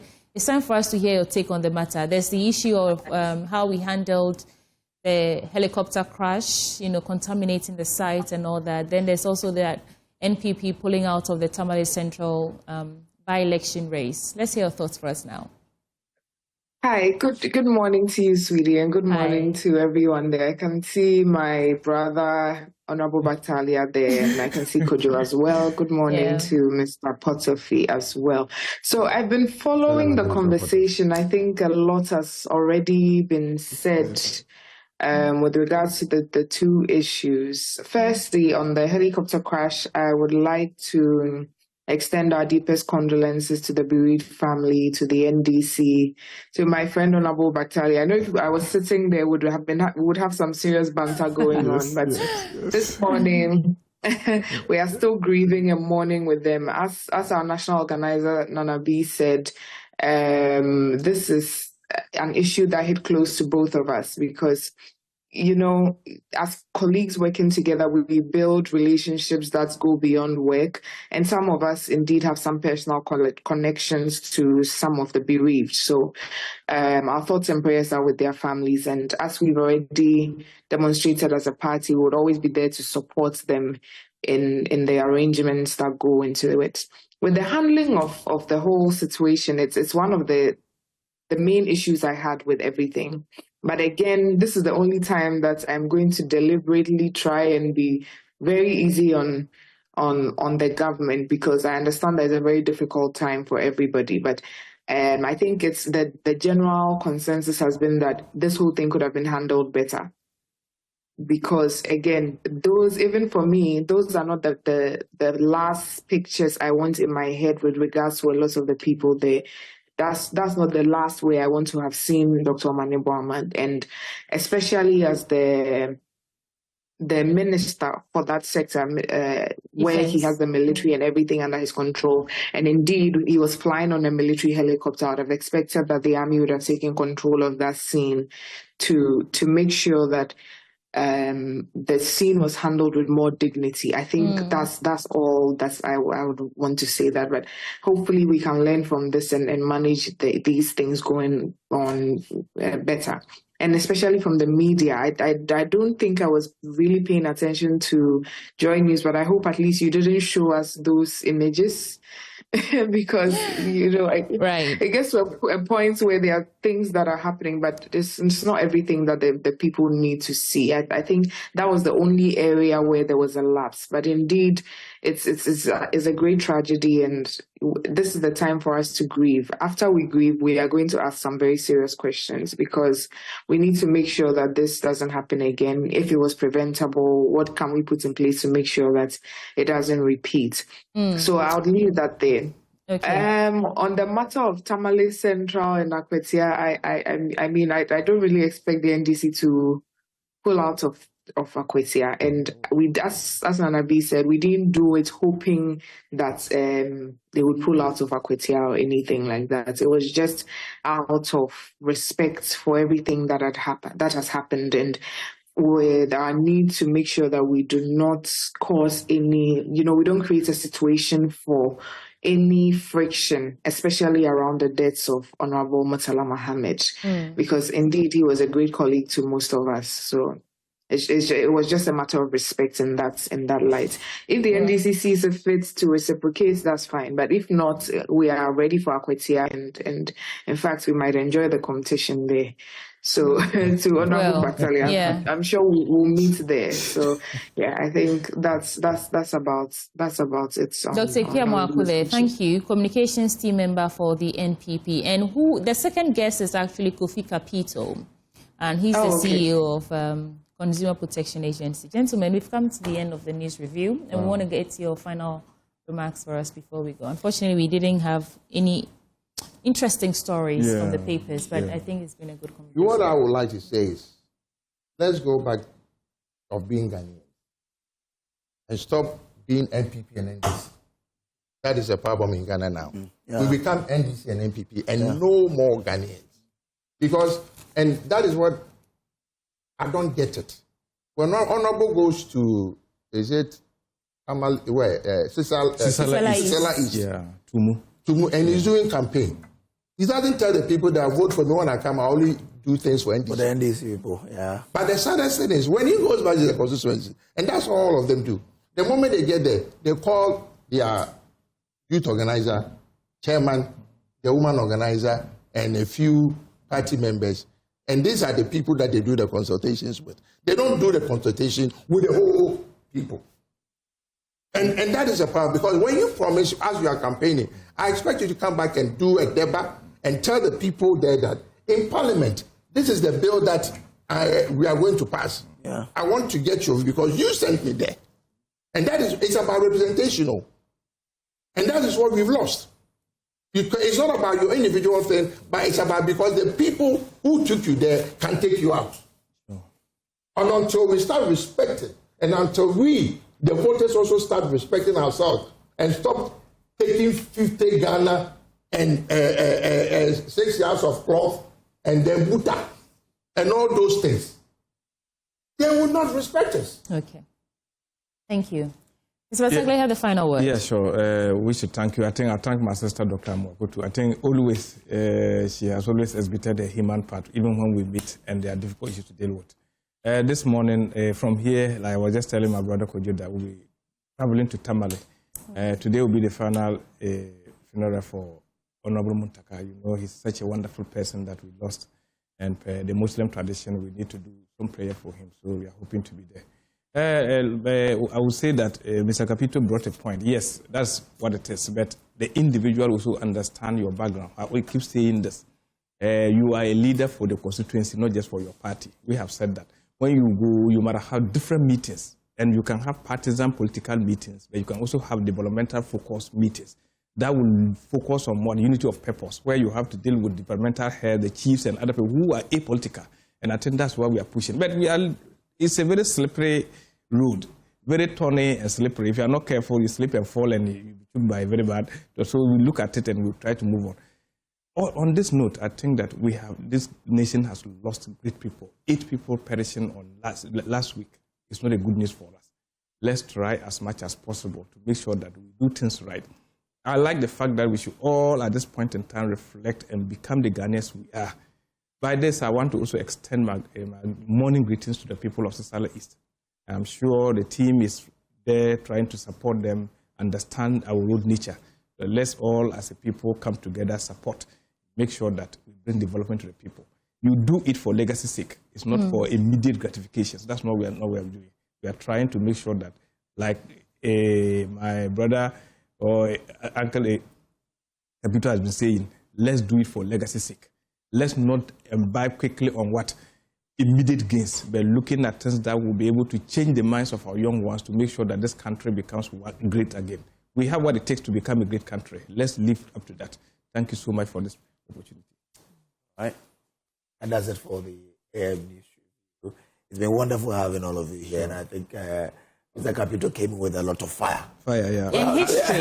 Yeah. History. I like the history. We need to have him there. He looked at our ages and he's bullying us. I don't want a Ghanaian to go and stand under the tree or in the rain at any embassy and to be disrespected just because they need a visa to travel. Because if Ghana is good, my father's generation, they went and they came back. Even when I was growing up, there was free entry because we belong to the Commonwealth.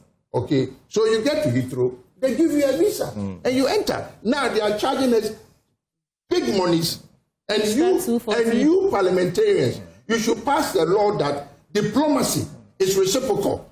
If they charge us 1,000, we should charge them 1,000 and stop giving them favors. So that is Mr. Kofi Kapito. He's the CEO, Consumer Protection Agency.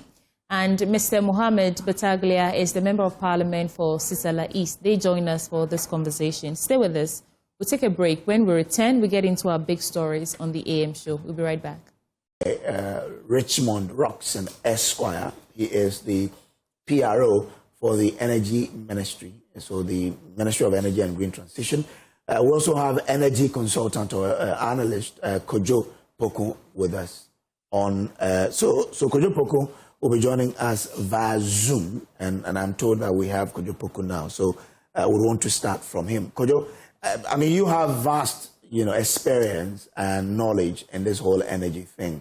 Anytime there's going to be a shutdown, there are implications. What do we know of this particular shutdown that is going to happen? Good morning and good morning to your viewers. And a special good morning to Miss Sweetie Abochi, who I know is her last days on Friday. Sweetie, you'll be missed. But I'm coming with you wherever you're going. Yeah, I mean, you're surprised I know these things, right? I mean, I have my... So, Kojo, let's talk about the gas. Kojo, let's talk about the shutdown of the Etiabo gas plant.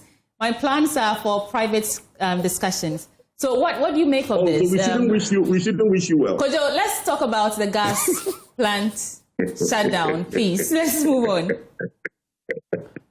Anyway. What are your initial thoughts for us? Yeah. Yes, my initial thought is what I'm on, and you don't want me to go on my initial thoughts. No, anyway. She's asking your initial thought on the shutdown. Kojo, you're very mischievous. You're very, very mischievous. Let's continue the conversation. Okay, so we all know that we have about 70% of our national generation as thermal. And in thermal, the main energy used in thermal is gas. We get about 100 to 110 scarf per day from Ghana Gas. So that's one of our major supplies, which is the gas from Jubilee, which is now treated at Ghana Gas. So every year, Ghana Gas does what you call a yearly routine maintenance. And this is one of the yearly routine maintenance. So there's a complete shutdown of the Ghana Gas plant in Atuabo. And basically, the implication is that we are losing about 100 scarf a day in gas supply. There's been a lot of plans that has gone into it, and naturally, there should be some outages here and there. But that is augmented with the supply of liquid fuel and also proper planning.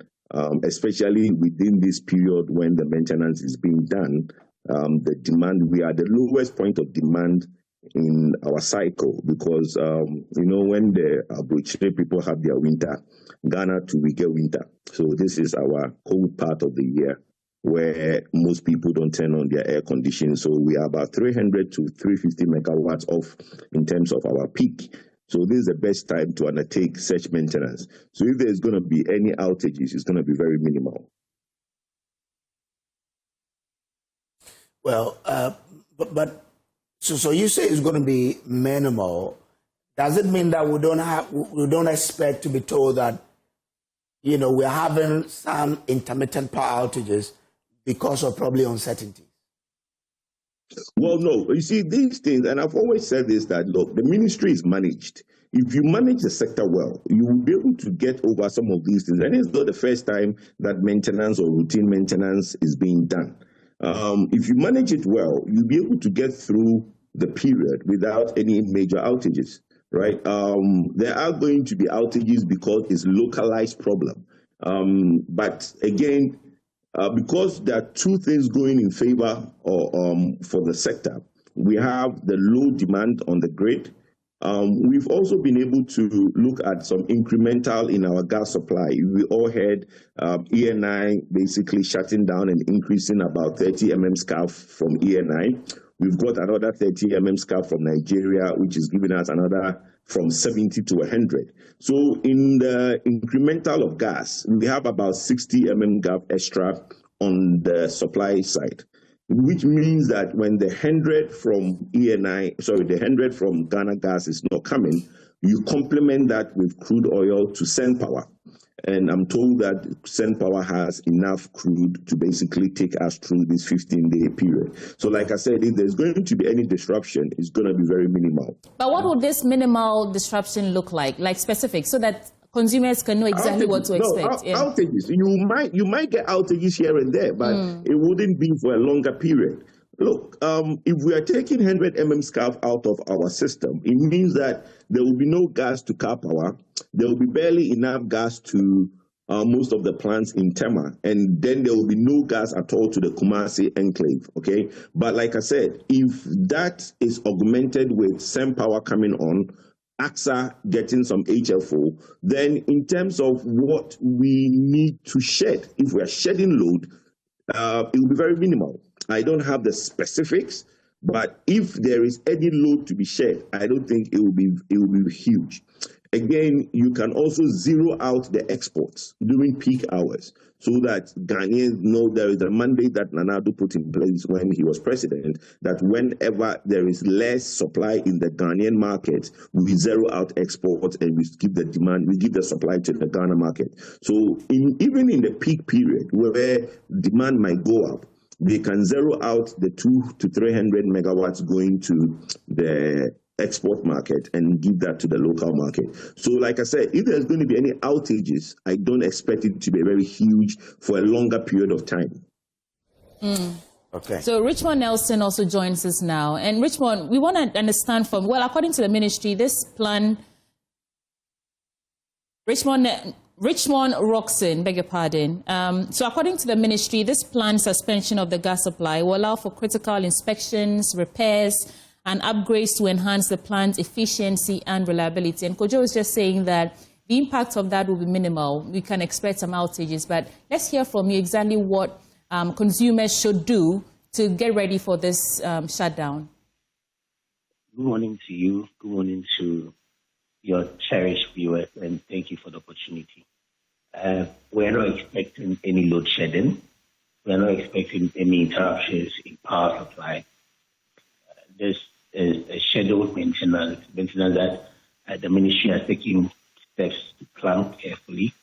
If you notice in the statement, we mentioned that the ministry, led by the Minister, Honorable John Shinapo, has approved the request. It is because at the time of taking over the ministry, we noticed that most of the plants had not undergone maintenance. The maintenance had been deferred. Some of them exceeded the time that they were supposed to do maintenance, and it was threatening our energy security. So the minister said over the past days that steps to plan to ensure that the energy security of this country is not threatened.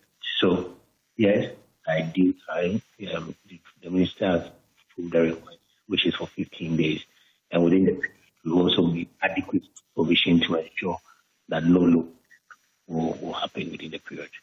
You're saying, go ahead. But let me come in here. Are you saying that when you took over, the Ghana Gas plant had not gone on maintenance for some time? When we took over, some of the maintenance had been deferred. And you will also recall that in April, we even had first maintenance. And we see that across, especially with some of the state-owned institutions and power plants. And so over the period, we've had a lot of maintenance work quietly. And with Akosombo itself, Tiku, Tapu, most of them have undergone maintenance. And we also have scheduled maintenance for some of them later in the year.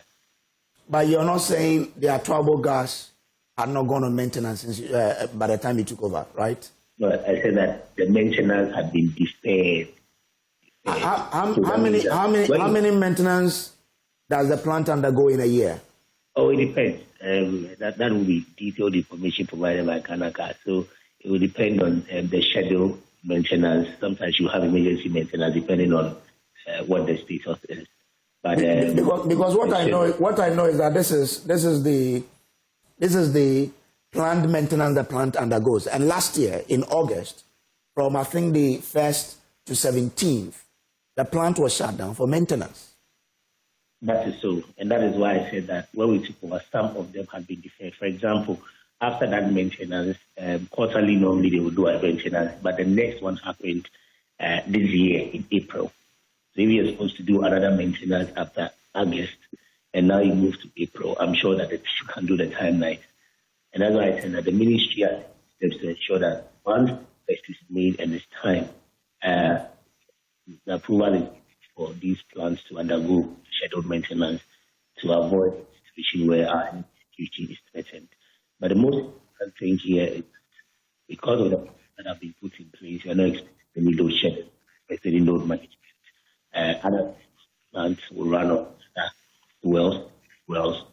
So you have HF available, you have diesel, you have LCU available period. We are losing 5 cubic feet of gas because of this. We lost, a bit of what you said. Something about there are just what? No, I said that plans have been put in place to ensure that alternate wells are made available. Okay, so what are these? We are going to lose 95 million standard cubic feet of gas a day because of the shutdown. But we've made HFO available, we've made LCU available, we've made diesel available for other thermal plants to produce power to make up for the deficit. In fact, what the provision we made far exceeds what we are losing. And call that about 3-4 weeks ago, we had the maintenance DNI, which last supply from 200 mm to 200 mm scaf. You have to take that again, please. 200 what? It's just, sorry, maybe you can reposition yourself. We're losing bits of your submission. Can you hear me now? Yes, I want the correct figures again. Okay. So about 3-4 weeks ago, ENI undertook their upgrade, which increased gas supply from 240 million standard cubic feet to 270 million standard cubic feet. This time, we're losing 95 mm scaf or 95 million standard cubic feet, which is about 40% of what we lost that day. But even that day, we didn't have any load shedding. You remember that people went to town to christen that National Doomsday Day, but the lights were on. And that goes a long way to attest to the work that has been done by the Minister responsible for energy, Honorable John Jinapong, with the support of the President. So this is where you're inferring that confidence that there will be no power outages, like Kojo is saying? No, there will be no power outages. Because,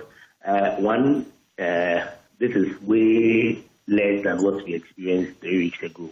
Number two, it has to do with the plans that have been put in place.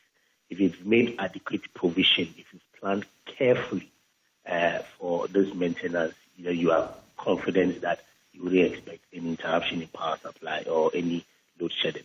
And let me take the opportunity to also say that even before that, any time your light goes off as a consumer, we'll encourage you to call 0302 611 611, which is ECG's helpline.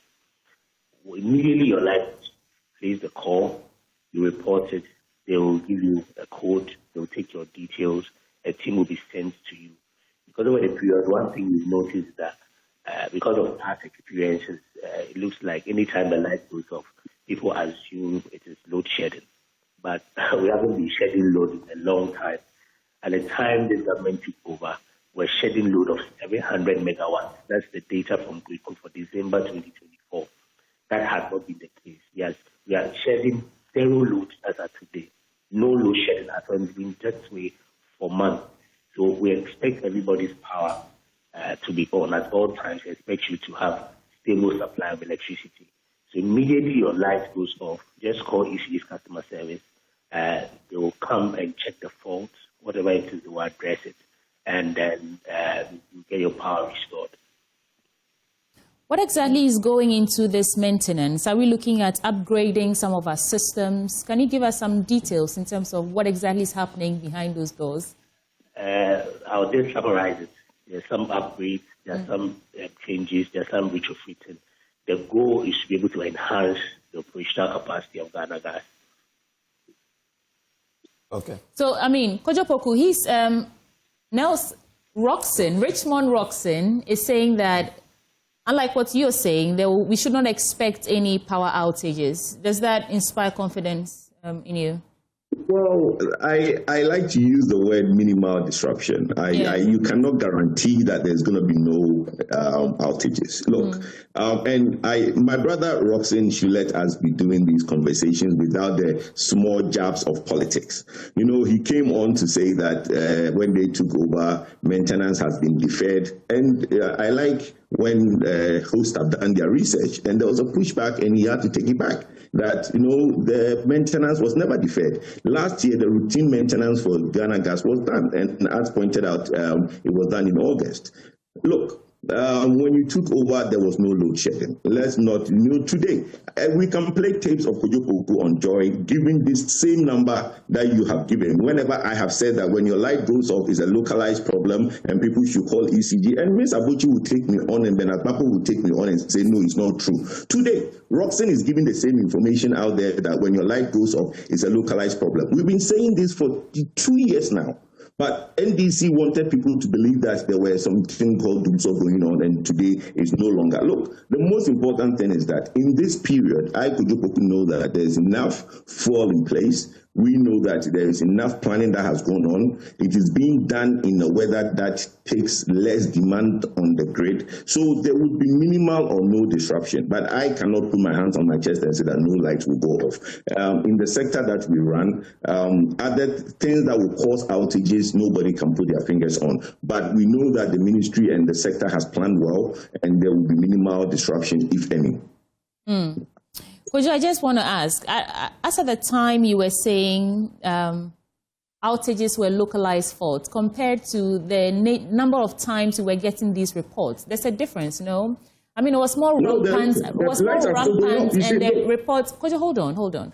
It was more rampant, and the people who were calling in to complain, or the people who brought it to attention that they were experiencing outages, was much more compared to this particular time, no? No, the lights are still going off. There are a lot of localized problems around the country. The only problem is that some of us who don't do politics with these things, because we know that they are localized faults. It's very disingenuous on my part, in one breath, to be on TV to say that they are localized problems, and because government have changed, I will come and say they are doing so. No. I would always say that when your light goes off, as my brother Roxanne have said, call that ECG number and they will attend to you. So we know that there are localized problems. There are a lot of localized problems around the country. So there are a lot of outages going on as I speak to you today. It doesn't mean that we will now come and shout that they are doing so. Nobody can come and say that the outages that was there then. But look, like I said, the minister went on the press and said that, no light goes off. No light goes off because we are in the winter, where even some weekends we have stranded gas, where there isn't demand on the grid. So now it's allowing some of the hydro plants to also do maintenance, because now we can move more into the thermal and allow the hydros to do their maintenance, which is needed. And the reason some of these maintenance are not done when they are supposed to do is the demand on the grid. This year, we all admit that it's been extremely cold, so there is no need for the huge amount of air conditioning that we need in this country. That is why a lot of the maintenances can go ahead without us seeing it reflect. But look, outages around the country has not stopped. Okay.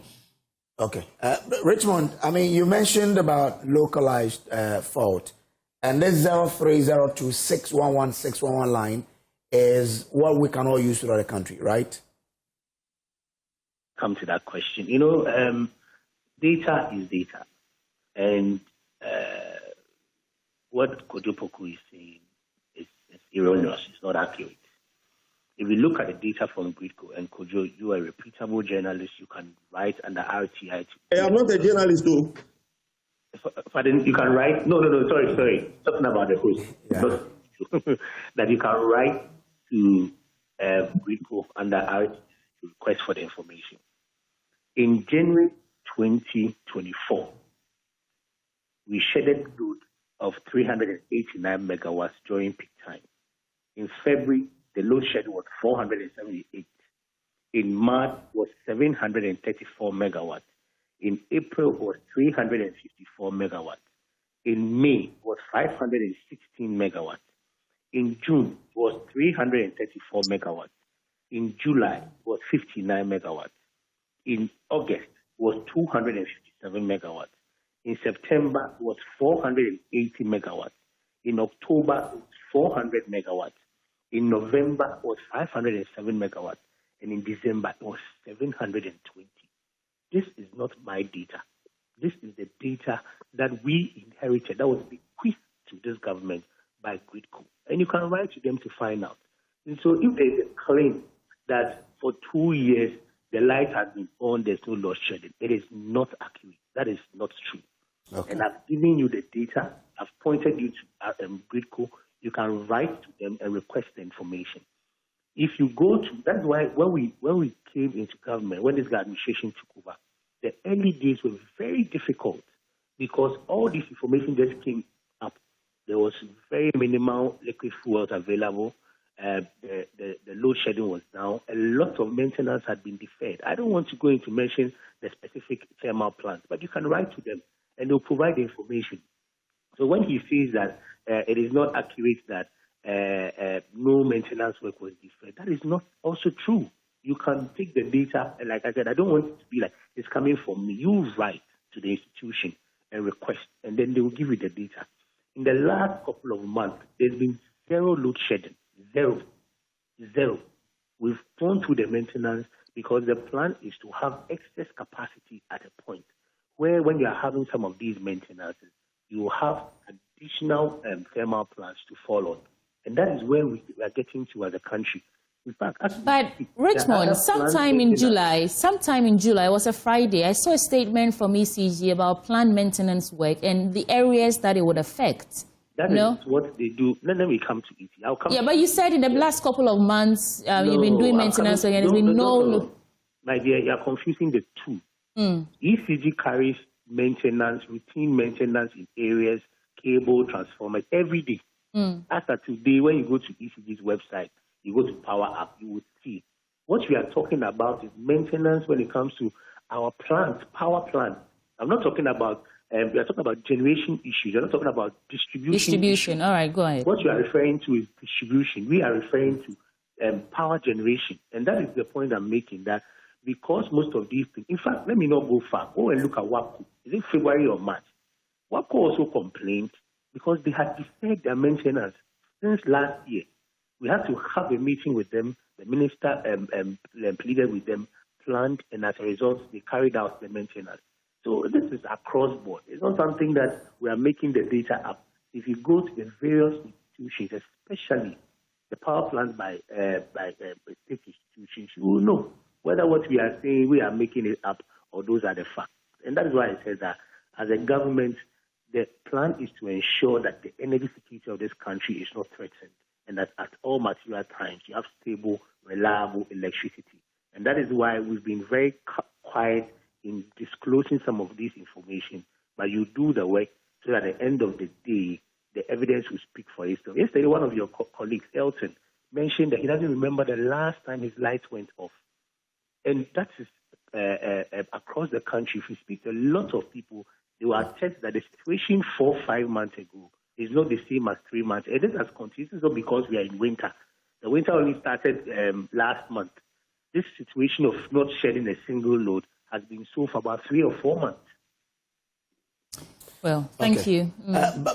But Roxanne, if there are areas where their situation is quite different, what should they do? I'm asking this for a place in the western region, Ahanta West, and pardon me, it's not because that's where I'm from, but that place has regular power outages no matter what point in time we are in a year. So what could be it, and what could be the respite that the Energy Ministry could have for the people of Ahanta West? What we've noticed is that for some areas, they have peculiar challenges. Let me give a typical example. If you go to the OT regions, part of Volta, getting to the north, there are transmission issues. Some of the lines there are 33 kV lines, so the voltages are generally low. So the government, there's a policy by the ministry approved by His Excellency the President to move from 33 kV lines to 131 or 330, 161 or 330 lines, which is about 5 times or 10 times the capacity of what is there, to be able to have a better transmission. Because if you generate the power and you have transmission issues, you still have some of the challenges that we're seeing. So across the country, these are some of the challenges that we've noticed. I don't know whether Ahanta West is part of it. I'll have to check the data. But wherever there are clear challenges, we address the issues, because once you have generation, once you generated, the next day transmission to deal with the challenges, and then you get distribution challenge. We are tackling head on, and that's why it's about 3-4 weeks going massive or to launch module muscle upgrade time, moving it at week. Richmond, I'm losing you. If you can reposition yourself a bit for me. Yes, can you hear me now? Yes, better. Yes, that's why about 3 or 4 weeks ago, Kumasi to ensure that the Komaso Akonjo line is upgraded to improve the transmission there. Also, as a government policy, where we've noticed that the grid is difficult to get there, we are introducing mini grid, solar grid system to be able to put them on. So we're in Lala Mountain to land the solar panel, so that such people have transition difficulties with there. But out the west, the west, and then the best west. We are all. Your line keeps breaking, but you are stating a very important point by because you say that you'll be checking out on the Western Region one, but I keep losing you. Oh, I was saying that I will check with the Western Region one what the challenge is, and then whatever steps have to be taken will be taken to ensure that problem is dealt with. I'll be happy you do that, because when I go home, I don't want to sleep in darkness. So try. We are all from the West. When we get there, to bring the problem to us. So I will ensure that is done. At least for nothing at all, you don't want your brother to sleep in darkness, so help us out on that one. We are grateful to you, Roxanne, for your time. Thank you for it. Roxanne, Richmond Roxanne Esquire is the PRO and Head of Communication for the Energy Ministry, and also we also had Kojo Poku, who is an energy consultant, joining us to do this analysis. Oh, you give me a last bite. Okay, let me give you the last bite, Kojo. Let me give it to you. Yes. Okay, thank you. Look, what my brother Roxanne put out there, in every day in GRIDCO, they have what you call a projected numbers which this grid looks at. It doesn't mean that that is what the operational shortfall is. So don't let him come and give us projected shortfalls in the sector, because GRIDCO has the projected shortfall, but then they go around and see who can give them what. So when I remember I mentioned earlier that when sometimes the load is around 250 or 300, they will now zero out the export and give it to the Ghanaian load. So it doesn't mean that if GRIDCO is giving you that there's a 300 megawatts projected shortfall, we are going to shed load that month or that day. So please, let's put that in context. GRIDCO giving you data is different from what actually transpires in the operational areas. The most important thing that we should all know is that, yes, there's been planning going on. It's not the first time, and maintenance has always been done. There is going to be minimal disruption. We might not get anything at all because, like I said, we are in the cold part of the month. But look, let's for sometimes not be putting these data out there to make it look like there was such a great bad system that somebody inherited. Thank you very much. Thank you, Kojo Poku, energy analyst. And so that's that for this belt of conversation. But we want to bring some important pieces of information to your attention, starting with the EcoBank Journeys Habitat Fair. We're inviting you to make your dream home a reality with EcoBank. Step into your ideal home or transform your current space into one that truly reflects your style and comfort, all with the support from EcoBank. EcoBank has once again partnered with Journeys to bring you an exciting experience at the EcoBank Journeys Habitat Fair. And this year's edition makes your journey to a comfortable modern home even more accessible and affordable.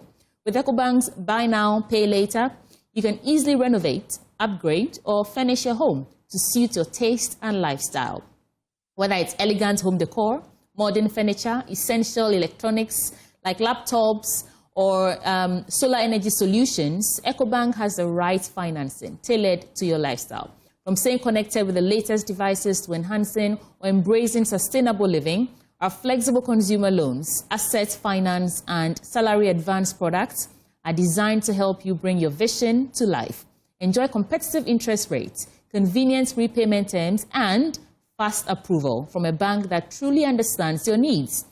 Visit our stand and take the first step towards the home and lifestyle you deserve. Comfortable home starts with EcoBank. EcoBank, be a part of it. EcoBank, the Pan-African Bank. Could you tell you more? You see, I guess you're wondering how you can fit into the world where there's too much unemployment. Well, you need to do things differently. So are you looking to do things differently to level up your skills and get ahead in this challenging job market? We understand, according to statistics, that things are tough out here for university graduates, with only a few landing jobs immediately after school. So doing things differently is what you need to do, and that is what the Design and Technology Institute, DTI, is all about. DTI offers programs ranging from precision welding and fabrication, design innovation, which involves graphic design, sound engineering, animation, photography, amongst others, as well as entrepreneurship. Our programs are internationally recognized by the American Welding Society, Pearson, BTVET, and CTVET. So you can shine here in Ghana and anywhere in the world. So if you're ready to do things differently and chart your own path, then check out DTI. Visit dtiafrica.com/admissions or call 0541693534. 0541693534 for more info. Well, let's take a quick break now. When we return, more conversations coming your way on the AM show. Stay with us. Arts. And Mika Na Odako Kobi is the program beneficiary, and the program we're talking about is a PQ internship. Now, from what I understand, Ascent and Arts is a sister of a sort company to DTI. So introduce us to Ascent and Arts, Venice. So Ascent and Arts is a metal fabrication company founded by Constance Swaneker, and we actually turned 25 years this year. Okay. We just had our 25th anniversary, and DTI was birthed out of Ascent and Arts 6 years ago. Oh, so Ascent and Arts is even older in terms of how long they've been operating than DTI. That's wonderful. And so we want to talk about the PQ internship. Before I come to you, Mika, I want you to tell us what exactly is this PQ internship, because I understand it's also a collaboration between Ascent and Arts and MasterCard. There are so many stakeholders involved. Tell us about it. So Precision Internship is a program that runs on the Precision Quality, which is a competency-based approach to training young professionals and giving them the skill set needed for industry. So we are practically training them for industry. So it bridges the gap between academia and industry. And it targets people who are unemployed, not in education, and not in training. So how long has the internship program been running? We started in April with the first batch in Accra. This year, April? This year, April, yes. And they are just about to graduate this September. Cohort 2 is rolling out. We've also rolled out to Ho via Ho Technical University. We're in Kumasi with Kumasi Technical Institute. We're also in Tamale with Dapopa Technical Institute. That's a very popular school, Dapopa. Right. So, Mika, let's talk about you. And as a beneficiary of the internship program, how was your experience, first of all? And how did you even hear about it to join? Okay, so thank you once again. I think I saw it online. Okay. So they had the ad running through their social media platforms. I think I chanced on it via Instagram. So that's when I applied. But applying to this training has been very valuable to me because I've gained hands-on training in fashion through the design concept and also how to produce a garment. So you are a fashionista, a fashion designer at this point. A certified one at that. Yes, when I'm done.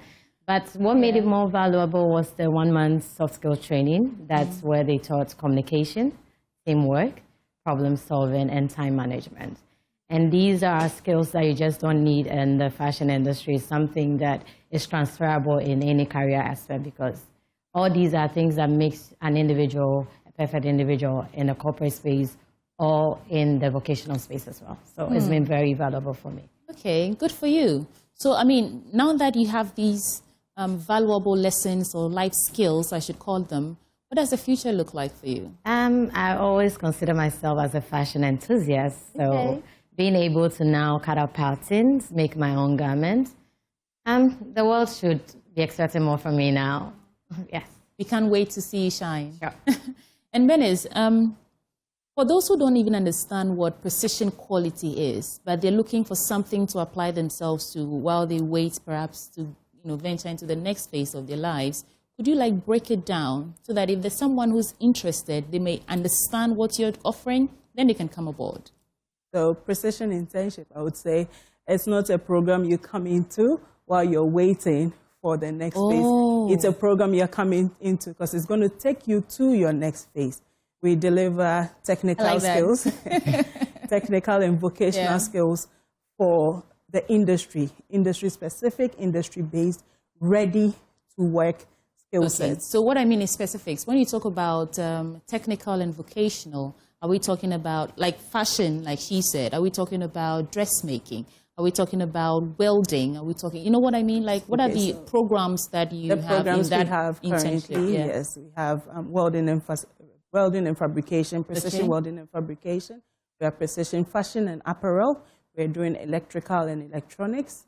We even have some business skill and professional development. Yes, we're doing carpentry and upholstery in Kumasi and software development in Tamale. Okay, I'll come back to you. Mika, I know you said that this program has helped you a lot, but I want to understand your experience. Sometimes it's better to sell people on the experiences rather than the product. And you have been through or still in the program. So let's talk about the teaching and learning experience. How is it going? What are the unique selling propositions that DTI or Ascent and Arts offers that any day you pick them over any other institution? I think the name Precision Quality stands in everything we do. Because even through how to draft your pattern, even how to make your stitches and everything has to be precise. Because there's something me and my team always say on picking. When you stitch and it doesn't follow the pattern the instructor wants, you have to unpick. So everything that is being taught in there has been precise. You need to go through that. And from my experience, it's been very great. Because initially I was looking at going to maybe a tailoring shop in my neighborhood and train, but I realized that there's a vast difference because I tried for a few months. There's a vast difference with Precision Quality because it made it easier. First, I needed to pay to get into the apprenticeship, get my sewing machine and all that, but here I just needed to carry myself. Bought a car and just get it because the tools and everything was readily available. The instructors too was also ready and helpful to answer every question you want. And for someone like me who has never been in the field of fashion, and it's my first time not knowing how to use a machine, I'm surprised at the things I can do now. Yes, I can even sew 5 shirts within 2 days, which on a normal day I can, but it's all because they took their time training us and making us understand the essence of it, because they want us to come out not just being more fashion, but they want you to understand what you do and how even a garment comes to be. And Isn't that the best feeling in the world? Surprising yourself positively with your own personal growth and development. It's been amazing. I have some designs in my catalog that I can't wait to produce. So. Well, I mean, that will be your message to those who might be interested to coming aboard in terms of what they stand to get if they join Ascent and Arts. I'll come to you for your final word. But Bernice, let's talk about where the school is located, if someone needs more information, where they can get it, and really what you expect from those who want to join you. If you want to mention how much it costs, the program. I understand you say MasterCard is one of your sponsors or partners. So how does it work? So Precision Internship, first and foremost, is a free program. It's free. Tuition is fully covered. The tools you need to work with also fully covered. We just need hungry youth who are ready to tap onto what we have to give to them. It's fully free. So mode of application via all our social media platforms. So ascentena.com, dtiafrica.com. We are also available on LinkedIn by Precision Quality Internship, and then DTI and Ascent and our pages on LinkedIn as well. If you want to apply, you just click on the link to apply, go through a shortlisting process. So we are targeting the youth between 18 to 35 years, giving priority to women. And then people with disabilities are also encouraged to apply. We give assistive devices to those who are challenged. All this for free? Yes, all this for free. God bless your hearts. Okay, so final word from Mika now. What would you tell those who are considering it? How do you help them make that decision that Ascent and Arts is the right place for you? In about 30 seconds. Okay, so I would say that internship is not just a filler while you wait for a job. It's more of, an internship is something that develops your skills, you gain skills, it gives you industry exposure and also makes you meet people that actually help in your career path. So I would say don't wait for the perfect job. Just try and just go through this internship. It's helped me and it's going to help you. You're going to learn more things that you didn't even expect you to, because the classroom don't teach us all these things. But with PQ as the internship program, they take their time for you to understand the soft skills training, being communication, and all the things I said earlier. And also you have hands-on training to be able to come out and become an entrepreneur on your own. You don't need to go looking for a job, but you become self-sufficient. Wonderful. Dennis, this is your final word now. Whatever you want to say to us, I'm sure you came here with a specific message. That's your camera right there. So I think I'd want to tell the youth out there, if you're unemployed, you're not in education, you're not in training, don't miss out on this opportunity. Precision Internship is a program like no other. We don't joke around, we don't play games. It is for real. You've heard the story of Mika. She's one of our graduates from the program. And AI is taking over industries now, but there's still some skill sets that AI will not be able to take away. And that's the focus. That's what we are trying to drive hard across. Get trained in technical skills, in vocational skills, and get yourself secured for life. Thank you. Those who join me for this conversation, Bernice Gavo. She's a general manager for Ascent and Arts, and Mika Odako Kobi is a program beneficiary of Precision Quality Internship. Thank you for coming, and I wish you the very best. Thank you. Gentle reminder that the program is absolutely free. Just go onto their websites, either dtiafrica.com or ascentandarts.com, and get everything you need to know. I'll take a quick break now. When we return, like I said, more conversations coming your way on the AM show. All right, welcome to the AM show. Let's continue our conversations here. And we're going to talk about something that is quite of interest to all of us. See, I love my complexion, right? And women who have my type are beautiful. Just as every other woman in Ghana is beautiful. You look at Suti Abochi and you know that this is a beautiful woman. This time, we want to celebrate, melanin. But really, and I've been joined in the studio by someone who's coming from my Cape Coast. Dora Jones-Yedu is Deputy Director of Nursing Services at the Cape Coast Metro Health Directorate and Chairperson for Preventive Health Nurses Society of Ghana, Central Regional Prehen's parent. Is that it? Yes, please. You go to them. Yes, please. Eka fantini ya. Mitumeka. Ba eka igwe fanti ana awe eka santidum. Oh, meka fantankasa. Fantankasa wa. Yeah. Okay, nice one.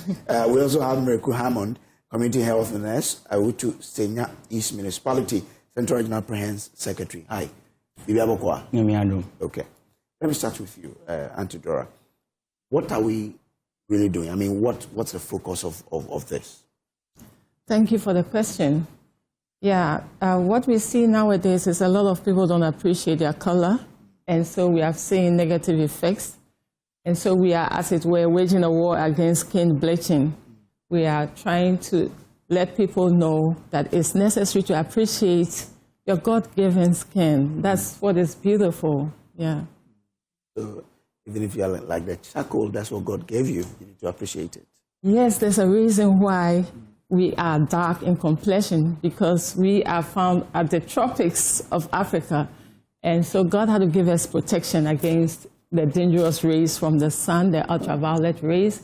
And so it's actually a medication that we couldn't have been able to buy that God has given us free of charge. And that gives us that black skin color. I'm talking about melanin. And so we are celebrating melanin. So if you take off that black covering, you're going to be exposed to the sun ray, the rays from the sun, right? Yeah, we have different types of bleaching these days. The skin has 3 layers, and the topical creams that people usually use removes the epidermis. And that epidermis, it is the first protection we have. It is a water repellent, okay? It is a photoprotectant that God has given us. So when you use cream that will remove it by bleaching your skin, you expose yourself to a lot of infections and other harsh environmental factors. Do people know this? Apparently, a lot of people don't know, hence our desire to sensitize the nation. because everybody seems to be concerned about being attractive. It builds their confidence, but they think that being fair builds your confidence. But that's not the case. Okay. Yeah. All right, let me bring in our nurse. So on that particular day, what actually will you be doing? Okay, thank you so much for the opportunity. And I would like to say hi to your viewers. So just as my national chair rightly said, we are launching prehense in the central region. Actually, this is the first time. And as a matter of fact, we are raising awareness. So skin bleaching, as we are talking about, is on a rise. Previously, we know skin bleaching to be pertaining to the women, but it's rather unfortunate that these days even men are even bleaching, to the extent that some women, pregnant women, the more dangerous aspect of it is that some pregnant women end up taking certain chemicals or products with the aim of even bleaching the unborn child. And this is something that, for whichever reason, we don't know why people are doing this. And per our role, preventive health nurses, we aim to raise the awareness. So as part of our launching, this is what we are trying to draw people's attention to. I mean, so on that particular day, you're drawing attention to it, but what and what will you be doing to let people know what is it is that you are trying to tell the public? Okay, so as we are here trying to raise the awareness, what we are trying to say is that there are dangers pertaining to this skin bleaching, because the skin, as we are talking about, is the largest organ of the human body. Okay. Yes, so anything that endangers the skin automatically endangers your health. So we are telling the public the effects of this skin bleaching. That's what I'm trying to say. Okay. When the melanin is depleted, the skin is going to be exposed to different forms of infections or diseases. Okay. Yes. So Madam Dora, what is the theme for your celebration and why did you choose that theme? Okay, thank you so much. But before I answer that, can I send a special greetings to my Regional Director of Health? Okay. That's the Central Regional Director of Health, Dr. Mrs. Alberta Berunchum Yanko. She's someone who is really supporting this initiative. And then my Metro Director of Health Services, Mr. Samuel Kobina Fosu, and all the prehense members of Central Region. Yeah, so the theme for our launch, that Central Regional launch, is unveiling a cosmetic menace. We are talking about the dangers and impact of skin bleaching. You call it what? Cosmetic what? A cosmetic menace. Okay. Okay, and we are talking about the dangers and impact of skin bleaching. The voice of Prehense Central. That's the theme. Central Regional Preventive Health Nurses. We have taken this as our focus, and we are having the support of our Regional Health Directorate, as well as the Council, the Central Regional House of Chiefs, and a lot of other stakeholders who buy into this vision. And we think it's high time we educated our people. Like Mr. Hammond was saying, we are custodians of maternal and child health. In Cape Coast, I am in charge of reproductive and child health. So the health of a mother and a child is key.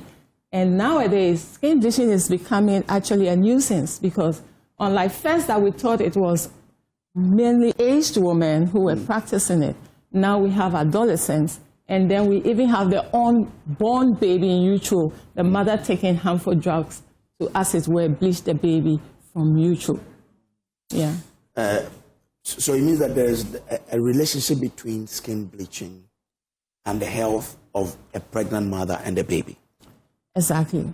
Okay. Okay. Let's tease that out very well. You've mentioned it, but if someone is listening now, what should a person know about the danger that skin bleaching poses to her herself and the baby?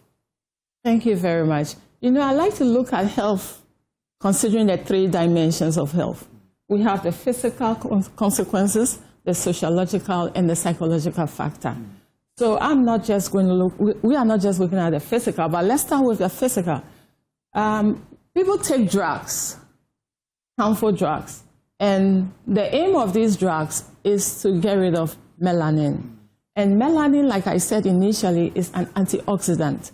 When we say something is an antioxidant, it means that when enemies are coming, it can fight it. Okay. Yeah, we have what we call free radicals. Free radicals are substances that when they are in your system, they predispose you to cancers and the rest. But this melanin is there to fight such. Okay. So if you are wiping the melanin, it means you are inviting free radicals. And so you are exposing yourself to cancers and other serious complications. Even it has been proven that it leads to neuropathy and psychiatric conditions. You can imagine that. Really? Oh, yes. Psychiatric? The drugs that people use, for example, hydroquinone, it has side effect where it affects the mental state of a person.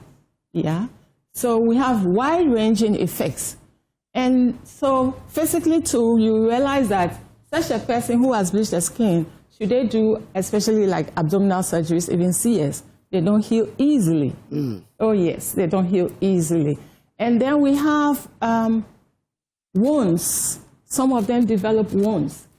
Some of them, the reason we decided to do this research was when we visited a secondary school and realized a girl couldn't remove her jacket. Her skin had been destroyed, a lot of wounds owing to bleaching cream that she used.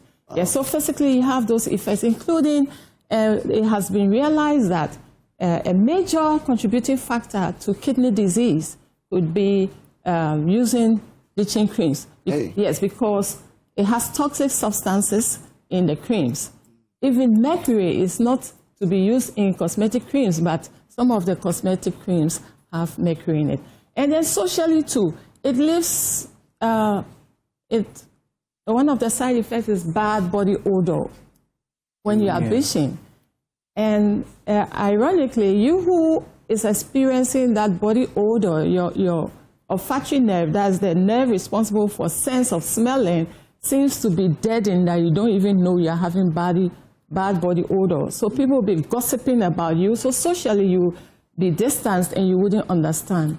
Yeah, maybe you'll be in a relationship and your boyfriend is leaving you and you do not understand that it's because of the bleaching.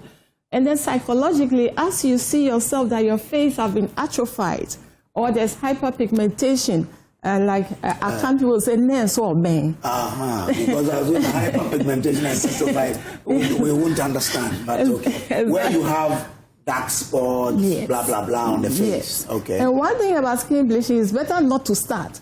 Because when you start, it gives you that false sense that, oh, your face is getting clearer, you're getting beautiful. And after some time, it starts to get hyperpigmented, getting dark. You think that, let me put more cream there so that the black will go away. And then it keeps getting black until wounds come. So I've given you the 3 dimensions in summary. They are affected in every dimension. Okay. So, Miracle, when is this happening? When is your event happening? This is happening on the 20th of this month. Where? At Cape Coast. Okay. 20th of August. Yes, please. Cape Coast. Yes, please. Okay. And what do you have any lineup of activities, or you just meet, do it, and then go? Okay, because we actually want to, we want the public to appreciate people with their natural skin. We have some pageants, beauty pageants, that will actually be showcasing them to the general public. Okay. Yeah. Showcase the beauty of your color. Exactly. Yes. Okay. All right, then I hear. I'm grateful to you, but do you have any partners you're running this with? Yes, we have stakeholders who are showing their support. Yeah. But then financially, at the moment, we haven't got, but we are hoping. Yeah. So, but we have, like I said earlier, our regional director. She has even taken part of the cost by providing the cost for the conference hall. And then we have some individuals also coming to say they will provide decoration and things like that. Oh, for the pageant. For the pageant, yeah. And then also our contestants, we have both males and females. Hey. Yes. What we are saying is that dark skin is not more beautiful than any other skin. What is beautiful is what is natural. But the reason we are projecting the dark color is because they are the ones who usually think they should bleach. Yeah. So the whole thing is about appreciating your own color. We have beautiful ladies from Central Region, like lawyer AC. Ghana was beautiful 2015. Okay. She is very dark and beautiful. Yeah, in fact, she is going to be the keynote speaker. She will be coming there to grace the occasion. And a lot of other beautiful but dark women from the Central Region. We have some policemen who will be models. They're also dark, and clinical psychologists and the rest. Yeah. Interesting. So that's what you see on the screen, the Black Beauty, Melanin Queens, Prehens Central Region. And that is what will be happening on the 20th of August. And the venue, give me the venue. No, I mean... Cape Coast Regional Health Directorate. Okay. It's called Black Star, yeah. That's where you'll be doing it? Yes, please. Would you have a place to do the pageant anyway, there? Yes, please. Okay. We have a big conference hall. Okay. It's called Kosia Ejiwa Conference Hall. Okay. Yeah. I thought you were going to go Pamsi or to Bridge or to, one of those. We are just starting. We'll take it further. Okay. With time. I'm grateful to you. But beyond this day, what should we expect of Prehens? Okay, so all regions are launching certain form of NCDs. Our focus as preventive health nurses is to preach non-communicable diseases. Okay. And so we are doing this as a precursor to our annual general conference. And the annual general conference is going to take place hopefully in November. And we are also introducing our new theme for that, where we are now introducing a community-based wellness center. Okay. Yeah, as an initiative. We are the pace setters in that direction. Okay. Yeah, to combat NCDs by doing screenings as much as possible, counseling, to help people be empowered with information so that they don't slide into a non-communicable condition. Requirement, what will be your concluding remarks as we part ways? Okay, what I have to say is that people should feel beautiful in their own skin, regardless of societal norms, because beauty is not defined by your skin, but rather by individuality and confidence. That's Miracle Hammond. He is a community health nurse at Otusenya East Municipality and the Central Regional Prehens Secretary. And I'll add that you should love your skin.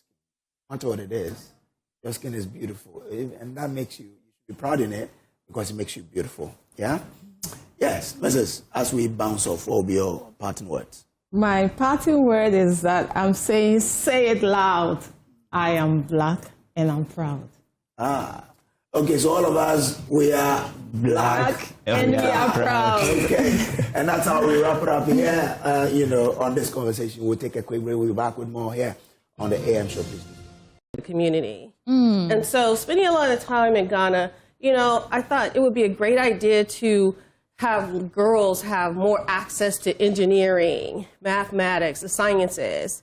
And so that came about this school, particularly for Ghana.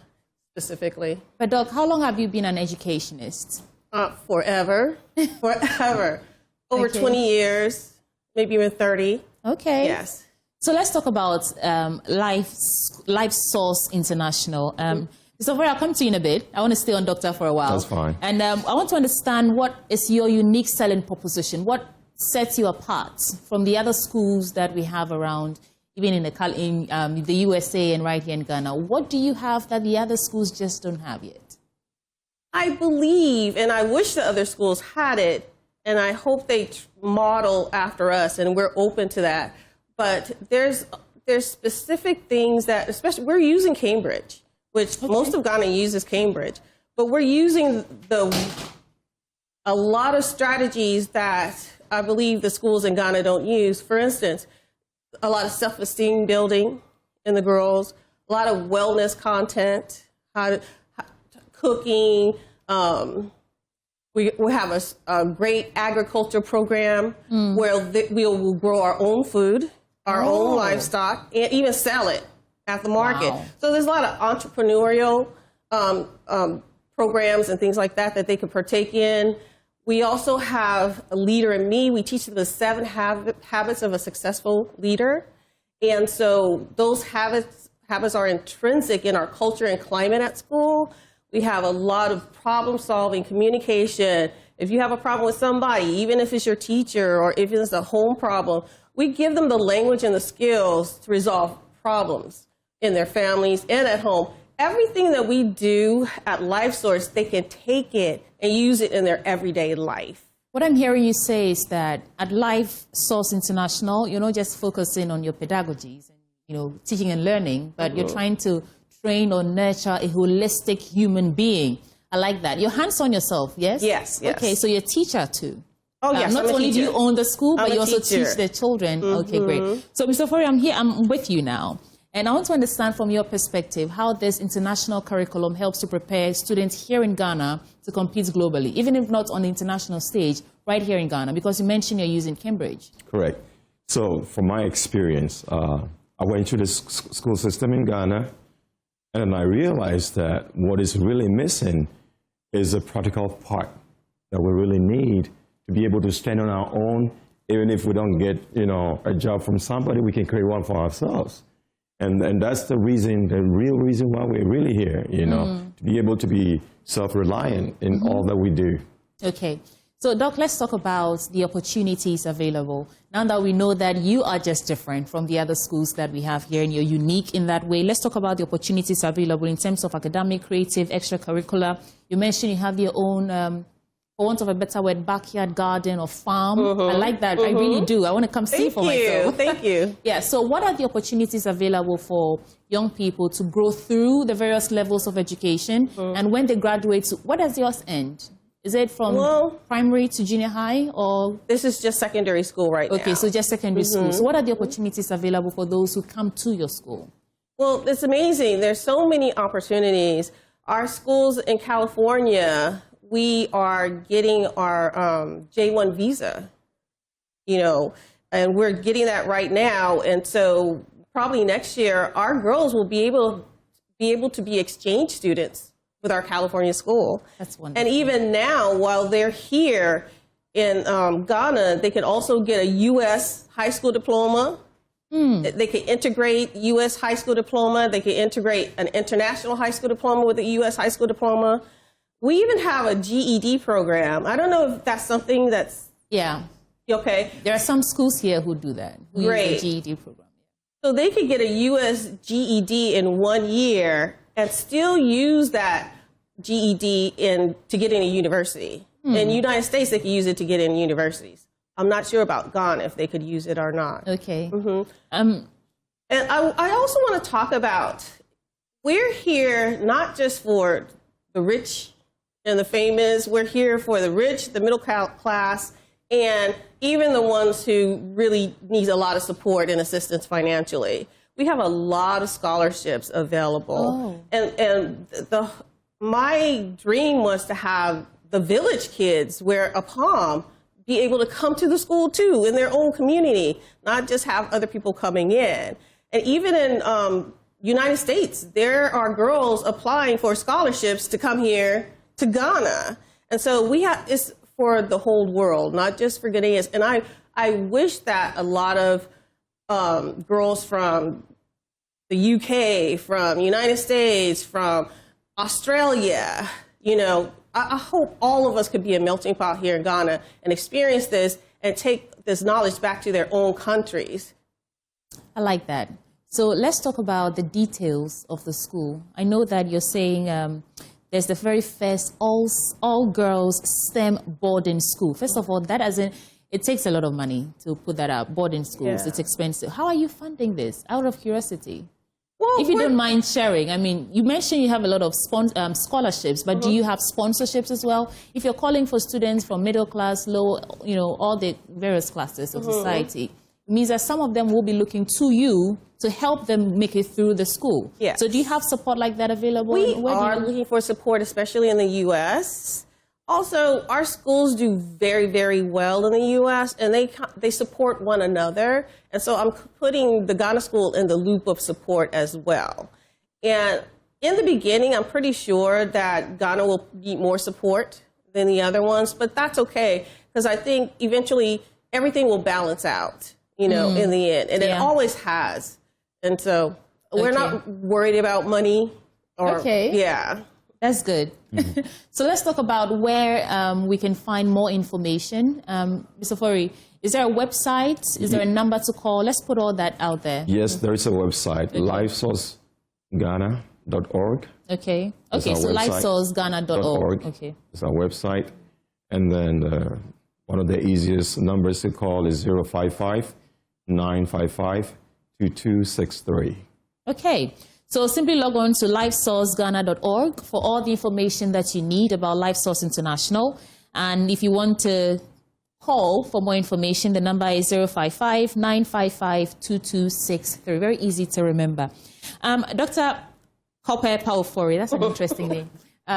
What will be your final word for us? I mean, I know you came here with a specific message, although we've gotten into the nitty-gritty of what the school has to offer. What will be that final message that you want our audience to remember the most from this conversation?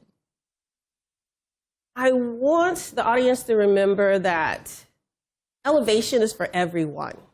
No matter what social class you come from, whatever financial class you come from, no matter where your educational venture stops or start, we're here to meet everyone where they are and to elevate everyone from where they are. And so I really wish that you would at least call us and talk to us before you count yourself out, because you're counseling yourself out. We're not counseling you out.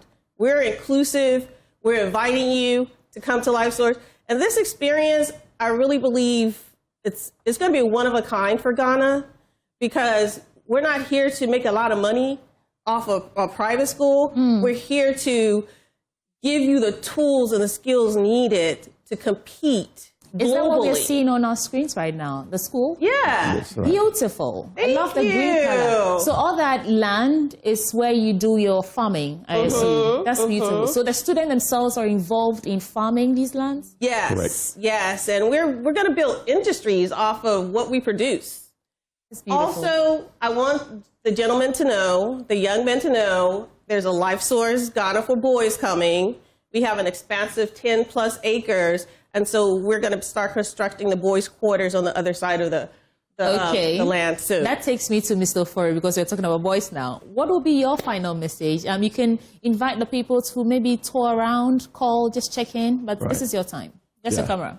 So my message will be that, I would like for people to come around, to see what we have, because what we have, I believe, will set the stage for everyone to be able to succeed and have the confidence that there's so much desire. Thank you. What I remember the most is don't count yourself out, because you are not canceling them out. Yes. So thank you so much for coming, and I wish you the very best. And this is Dr. Dibere Kofi Ofori, and we also have Mr.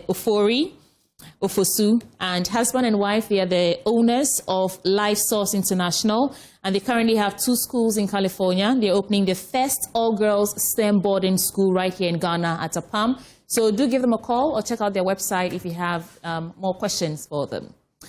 Now we'll take another break. When we return, more conversations before we pop off. I'll be right back. The School of Communication and Media Studies at the University of Education, Winneba, and this is the COMSA, the Communication Student Association, that particular school. And I have here with me the president of the association, Stephen Zuri. He's a big man in the media space. Stephen, hi, good morning to you. Good morning. I also have Charles Ba Abuaji. He's the vice president of the association. Charles, I love the beard. And Elizabeth Gatti Hansen is a member. How are you doing, Lizzie? Stephen, let's start with you. I mean, when we say COMSA, we know it's a student body, but really, what are you? What do you stand for? So COMSA stands for the Communication and Media Students Studies, Communication and Media Studies Students Association of the University of Education, Winneba, under the School of Communication and Media Studies. Yes, so COMSA started, that was in 2007, that when it was a department, and metamorphosed into a fully fledged school in 2020. So from a department to a school, and that is under the School of Communication and Media Studies. So that is it. So we have decided over the period we have had it COMSA Week. So we decided to digress a bit and we'll put it a COMSA Fest. So this time around, it's a festival. We're going to celebrate a great festival. Yeah. So let me come to you, Charles, and run us. What if it's a festival? What will you be doing as part of that festival? I'm grateful and thanks for having us. We launched the event yesterday, and like my president said, it's a week festival. So they're launching this very morning as we are here. The team had started with an admission fair at the South Campus of the university. Okay. So what we do, so we run programs including development communications. We as Stratcom, strategic communications. We also do communication instructions and the media and journalism studies. So we are going to advertise to prospective students what they should expect from undergrad to graduate school, where we come from. So if you want to be an MA student, MPhil, PhD, you should know what to expect when you enroll to become a student at graduate school at COMSA. Okay. And then tomorrow we'll have another admission fair at the North Campus. We are going to make use of all the campuses of the university. We have North, South, and Central. So tomorrow we'll have an admission fair again at the North Campus of the university to exhibit similar products that we talked about. But then today in the evening, we have time with the lecturers, 5 p.m., where we are going to engage with the lecturers, share experience, tap into each other's networks to explore how best we'll be able to help ourselves and then the society that we serve. And on Thursday, that is the big day, we have a seminar on the talk on the theme. The theme is the role of effective communication beyond the 21st century. But that's a major theme. And we have a sub-theme for that very day, the role of effective communication in deepening our democracy. We have as our guest speaker, the host of Newsfile, lawyer Samson Ladi Ayenene. Samson Ladi Ayenene. It promises to be a very good day. We're going to be having very, very good talks coming from the Vice Chancellor of the University, Professor Stephen Jobson Mitchell, former Pro VC, who is our patron professor, who is our lecturer, Professor Andy Ofori-Brequine, and many others. Oh, I love that man. Yes, it's a great man. Yeah. I mean, when it comes to communication teaching or teaching comms in Ghana, you would list him as part of the top 5, I think. Yes, you can't study and then be a dull student. Yeah. He taught one of my, he was then my deputy station manager, Michael Yao, who would say, and so we used to speak a lot about him. Exactly. You would make sure that you come to the school, and even when you don't want to pass, you pass by force. Okay. So it's a full institution to study under. So we would have the seminar on that day at the Central Campus Theatre. It promises to be a very good day. On Friday, we have fun games at Gumwa Wonderland. Okay. Then we are inviting you to be part of the whole week celebration, so that on Friday you have a taste of what we do in our fun moments, Gumwa Wonderland. And on Saturday, we have dinner and awards night, and we are having the Ghana Armed Forces Band in attendance. They are going to thrill us to very good Ghanaian music. And we also have, for the first time in the history of the university and Winneba, we are having the 48th Engineering Regiment of the Ghana Armed Forces, thrilling us to some very good fireworks, first in the university's history. And it promises to be a very good night. And we'll crown it with a Thanksgiving service on Sunday at the Holy Spirit Catholic Church at the North Campus of the university. Okay, interesting. All right. So, Lizzie, why should we not miss this festival? Yeah. You don't have to miss this festival because it's going to be a fully packed, fun activities. Okay. Like he outlined this week's activities that we are going to embark on. It is actually a no-down moment, right from the seminar through to the games and socialization on Friday, time with the lecturers, the fun we're going to have at Gumwa Wonderland, Saturday, the COMSA and dinner nights, It's something that we are not supposed to mix, actually. Okay. Yeah. You can't miss it. I'm interested in the dinner Yeah. nights. You have to be there. You have to be there. And one important thing that I just want to add is that, you see, University of Education, Winneba, and the School of Communication and Media Studies, all our programs are accredited. You see, in the wake of GTech having problems with people with their degrees and writing to them, our degrees are fully accredited. And if you get an MPhil or a PhD from the University of Education, Winneba School of Communication, you are certain that nobody will come after you. It's an authentic degree you've earned, and you have a lot of work to show for it. Because our students are exposed to the world. They're exposed to, they have practical experience, especially in the field of development communication. You are assigned a community where you solve their problems using communication. So you're already exposed to the job. And then before you complete the university. So you have no problem with GTech or any other accreditation institution. We are recognized internationally, and we have some of our products in some of the institutions, communication and media studies institutions in the country. We have the rest, but University of Education, School of Communication and Media Studies is the best. Okay. I won't contest because when I contest, my boss who's watching will probably have issues. So yeah, let me keep quiet. I'd have said UCC is there, but yeah, we'll go to Winneba because of Professor Breakline. Yes. Okay. So guys, Zuri, we're just departing your last words to our viewers. Well, what we urging everybody to be part of our seminar, and it's a week-long activities of learning, fun games, and a lot of things. You want you to be part of it, and you will never be disappointed. We have a lot of our lecturers, professors, and a lot of them to network, to learn under their feet, and would urge you all to be part of this celebration. This COMSA Fest 2025 is a history-making event. All right. Elizabeth, I'll give you 30 seconds. Our time is up. Okay, sure, yeah. So to any prospective students who want to venture into any communication school, we want you to come to the School of Communication and Media Studies in UW. It's actually the best among the rest. Okay, all right. And you, Charles? All right, I would also add to what she said, was saying that we are the primus inter pares. So we would ask that every one person shares in this glory where we have come from 2007 up until now, producing very fine communicators in various areas. Go to UNIMA. Our rector, Professor Christian Hammond, is our product. Van Veka is our product. When it comes to Joy News, we have Jackie and a host of others. All of them products from COMSA. So we also invite you to come have your PhD there. To join the COMSA family. Okay. Stephen Zuri is the president of the COMSA UEW. Charles Bab Abwaje is the vice president, and Elizabeth Gatti Hansen is a member. And that's how we wrap up the AM show for today. Coming up next is the News Desk with Mami Esi Thompson. Remember, the show is brought to you by myself, Samuel Kojo Braze, and the beautiful Sweetie Abochi. We'll meet again, God willing, tomorrow.